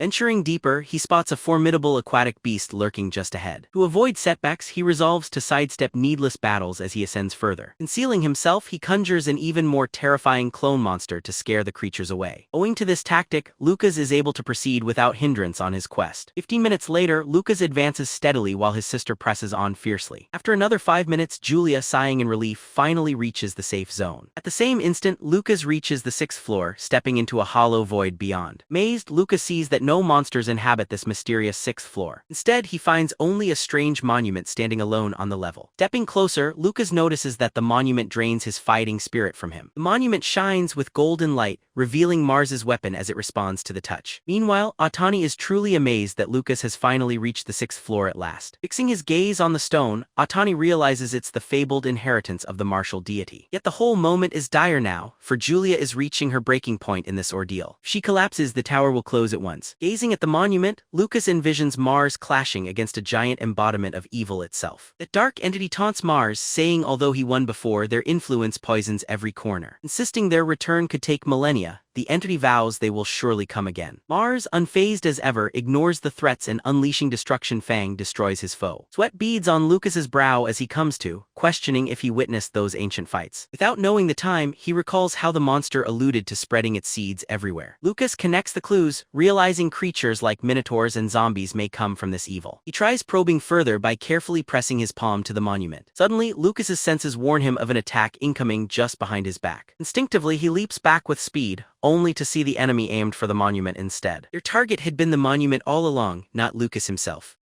At that moment, Lucas finds himself outside and knows that Julia has already finished her part. Since the relic is gone, Lucas feels he has no reason to visit Allen Tower anymore. Then, noticing a new force within himself, he attributes the change to what he learned from Mars. As Julia exits, the onlookers learn the trial is over and the tower entry is closed. Thunderous applause greets Julia, the first freshman to ever reach the 5th floor. Back in the library, Atani discovers the headmaster is already there, awaiting his arrival. The headmaster asks Otani for his account concerning the outcome of the Allen Tower challenge. Otani calmly answers that everything passed without anything out of the ordinary. The headmaster observes that it's odd for so many first-year mages to score abnormally low this time. Otani notes that 18 students have 0 points this year versus 12 last year, implying nothing unusual has occurred. The headmaster counters that only half as many students reached the second floor as last year. Otani tells the headmaster to consult Greg and the other teachers, questioning their teaching methods that made students lose control. Otani then confesses his focus was solely on the mage class and he missed the martial arts department issue. Surprised, the headmaster asks Otani to explain what anomaly he noticed in the martial arts department. Otani explains that 4 martial arts students finished the trial and broke innate barriers, trying to level up, with Sigold currently supervising them. The headmaster is startled, realizing Allen Tower might boost martial artists' growth. Knowing this secret would stir chaos since many martial artists wish to advance, the headmaster grows tense. He knows he would have stopped the trial but hopes to find a talented martial artist to lead Allen Tower. The headmaster requests Otani keep quiet, and Otani promises he will keep the information private. Meanwhile, the freshman mages celebrate that Julia, a mage, was the one to set a new record. They're proud Julia is among mages, but upset because her brother is a martial artist. Jeremy fumes as he overhears praise about Lucas, annoyed that Lucas again takes the spotlight. He finds it hard to accept that Lucas is truly Julia's sibling. Thowd enters the cafeteria, greeted by cheers, believing himself an idol despite Julia surpassing his record. Then his worst fear is realized as all attention shifts to Julia, leaving Thowd ignored. Thowd, losing self-control, flies to Julia telling her not to become arrogant about her tower achievement. Julia hardly notices Thowd's remarks, staying absorbed in her meal. He prepares to clarify but then notices everyone crowding around Julia, not him. Annoyed, Thowd departs, warning Julia that she'll regret what just occurred. Confused, Julia asks her brother about Thowd. Lucas reassures her to keep eating and not worry. Without Thowd knowing, Lucas's battle cry kept Julia shielded from intimidation the whole time. Mina joins, noting it's strange for Thowd to leave without saying his usual catchphrase. Mina congratulates Julia, remarking that Julia's talent exceeded her expectations. Julia thanks Mina, saying she succeeded because of her teammates. Then Mina inquires about Dererick and Iowa's value for the Goddess Memorial Festival. Lucas and Julia are unfamiliar with the Goddess Memorial and have no idea what it means. Mina shares that their academy, along with Kyoto and Holy Magic School, forms the Empire's trio of magical schools. Each year, the top 9 first-years from these schools are chosen to compete for the title of Greatest Genius. Believing in Julia's impressive skills, Mina is sure she will enter the competition. Lucas admits it's intriguing to him, but wonders aloud if Julia will actually care. Lucas finally tells Julia he won't wake her anymore since he believes she can handle herself. That very first morning, Julia sleeps in and sprints with Thunder Dash, hoping to get to class on time. She bumps into Iowa, who eyes her coldly and tells her bluntly to watch where she's heading. Once in class, Julia feels frustrated upon remembering she forgot to bring her textbook. As Julia worries over this, Iowa notices and quietly approaches her seat. She places her own book on the shared desk so they can study from it together. At the library, Julia couldn't reach a book, but Iowa quietly helped her retrieve it. Before Julia can express thanks, Iowa has already silently left the room. Julia later asks Lucas about Iowa's feelings for her, but he insists she must figure it out on her own. Julia then observes Iowa closely watching an elderly man skillfully perform magic. Witnessing her failure to replicate it, Iowa seems deeply disappointed. Seeing this, Julia uses her own power to conjure a bird and offer it kindly to Iowa. Yet Iowa crushes the bird and nearly harms Julia with her magic, so Julia flees shaken. That night, Julia returns to the dorms only to find Iowa already fast asleep. Julia discovers a tender note left behind by Iowa as a quiet act of kindness. She apologized for earlier and left cookies, suggesting they spend time together the next day. Reading this, Iowa smiles for the first time and chooses to accompany Julia. When the next day arrives, Iowa is waiting early, but Julia arrives behind schedule. Iowa wants to complain, but notices Julia has brought Lucas along to join them. Julia brightly announces that Lucas has promised to cover all their expenses for the outing. Iowa's face makes it plain she'd rather Lucas wasn't there, and he can clearly sense her mood. As if things weren't already difficult, Meyer appears and inquires about their destination. Spotting a chance, Julia invites Mia along, and since Lucas is joining, Mia eagerly says yes. So the group heads for Dakdown's Gourmet Avenue, with the girls excited while Lucas despairs over the coming hit to his wallet.